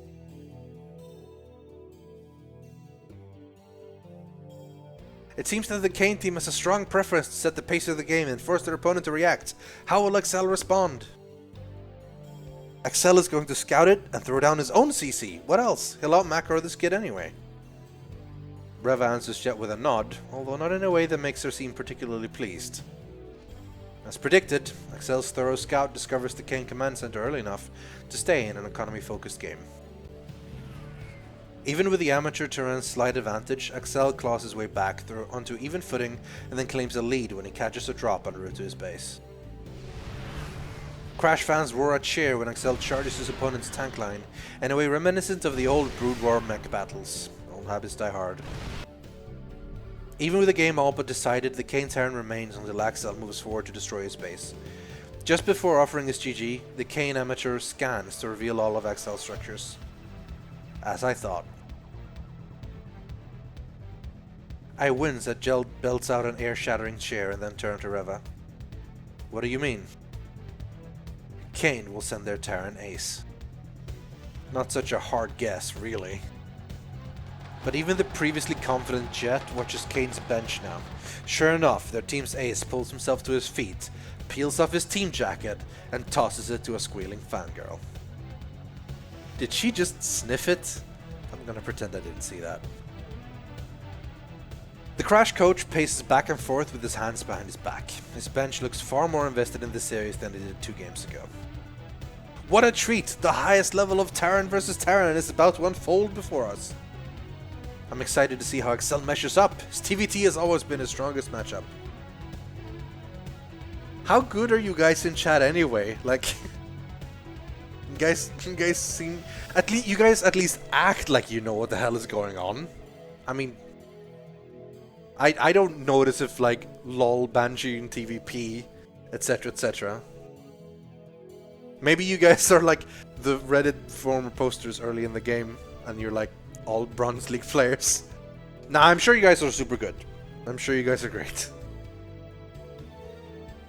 Grandmaster Kappa. That's cool. That's cool. Starcraft is fun. It's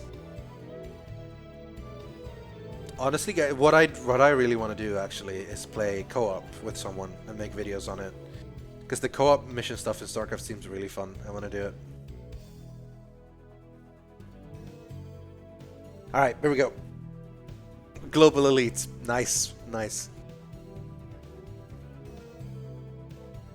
Jet and Revo watch restlessly as the game loads up.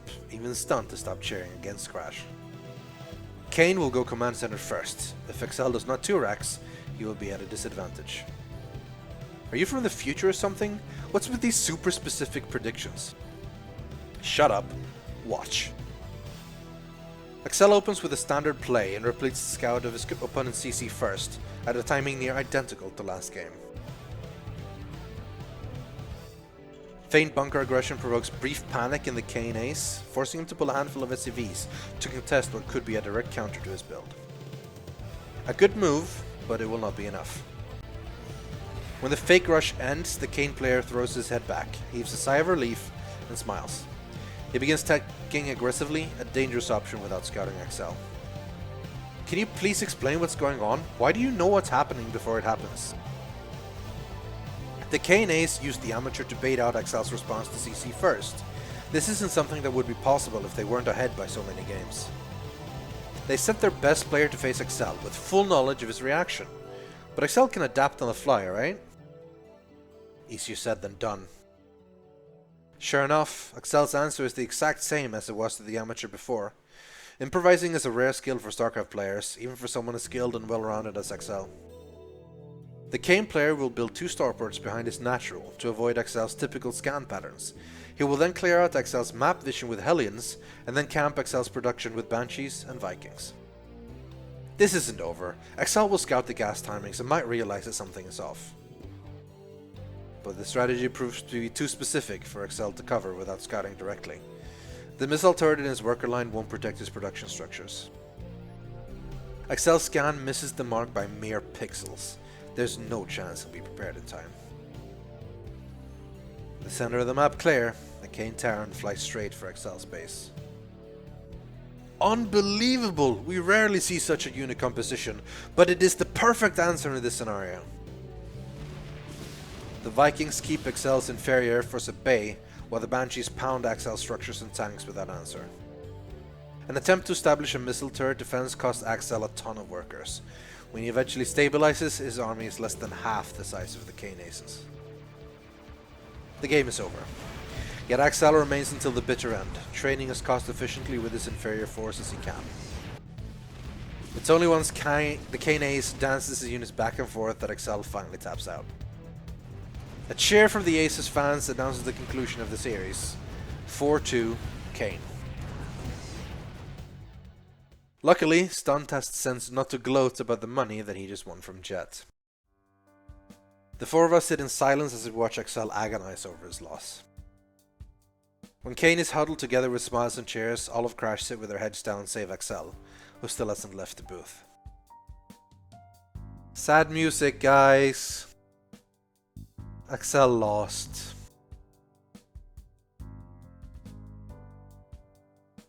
Because they had a plan. They sent the amateur specifically to scout out exactly what he's doing. To figure out his plan. That's Team League strats right there. His coach looks furious. He barges in through the booth's back door and raves at XL from behind his back. I can't believe what I'm seeing. Frustration is one thing, but XL won 2 games before he went out. Even if he'd gone down without a win, there's no reason to yell at him. How's that supposed to help? Yeah, press F to pay your respects to XL. Just as my anger on XL's behalf reaches the point that I think to say something to Jet, XL rises from his seat and slides past his coach without so much as a glance in his direction. Should we go talk to him? Yeah, come on. The 3 Korean commentators in the middle of winding down the series with post-match analysis when we rise and exit through the studio's back door. We find XL standing alone with a palm on his forehead. When he catches our footsteps, XL turns to regard us all with his typical grin. I lost. Oh well. This carefree attitude is unique among professional gamers. If the average pro isn't angry or depressed by a loss, they're at least frustrated. Part of me wonders whether or not XL is covering up his true feelings, but he seems genuinely fine. Bad luck, XL. You played well. Yeah, thanks. What's the deal with your coach? He seemed really upset with you. XL scoffs, allowing the disgust in his voice to show in his face. He's useless, especially considering that I do his job for Team League. Busted my ass preparing for nights, picked out the builds and the snipers and everything. Drilled the team for more than a week. And your coach just laid the blame for the loss at your feet. Excel nods and glances away. Spectators begin filtering out of the studio, offering us curious looks as they head outside. Looks like the studio is done for the night. It's ridiculous, and not a single person on Crash had the guts to back me up. I didn't switch from Brood War to suffer spineless teammates and a coach with an ongoing midlife crisis. And you shouldn't have to. Excel, ditch Crash and come coach for us. 4 pairs of eyes land on Jet, all but Revas bewildered. Excel recovers quickly before crossing his arms. You know I can't. I have a contract. It's not up until next year. A player contract, one that bars you from playing in the Star Leagues for any team but Crash. Even so, I can't break the terms. I'm required to play for them. They can take legal action against me if I don't. And you will if they insist on it. Live, train and coach at our team house. All you have to do is show up once a week to play your matches at the studio and Crash can't do anything. Reva pushes her glasses up against the bridge of her nose, pensive. Stunt stares wide-eyed, as if it's a pivotal scene in a drama is playing out. As for me, we could really use you, XL. You deserve better. If I do this, and the team doesn't work out, my career is over. He says it as much to himself as he does the rest of us. It's true, and probably true for everyone else as well. XL stares at the floor for a while, deep in thought. When he finally looks up, it's with a casual shrug. Screw it.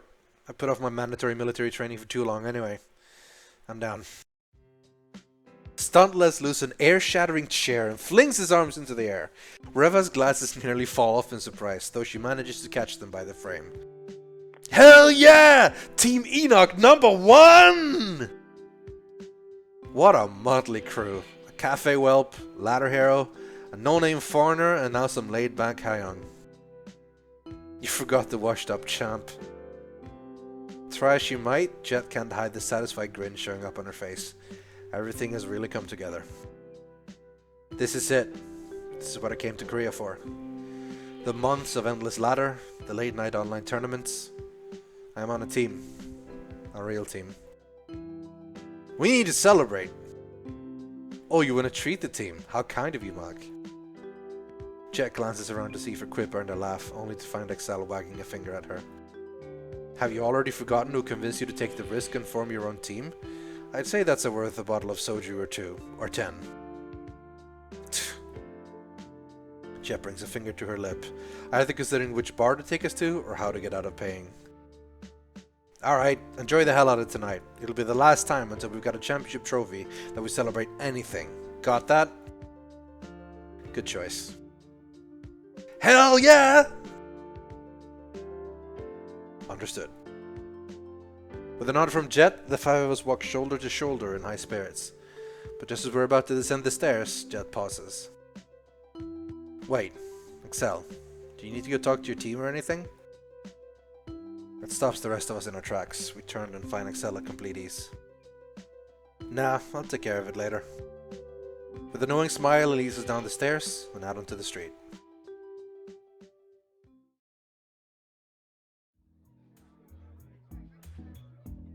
I think we're going to call it there. It is midnight for me. It's the end of the stream time.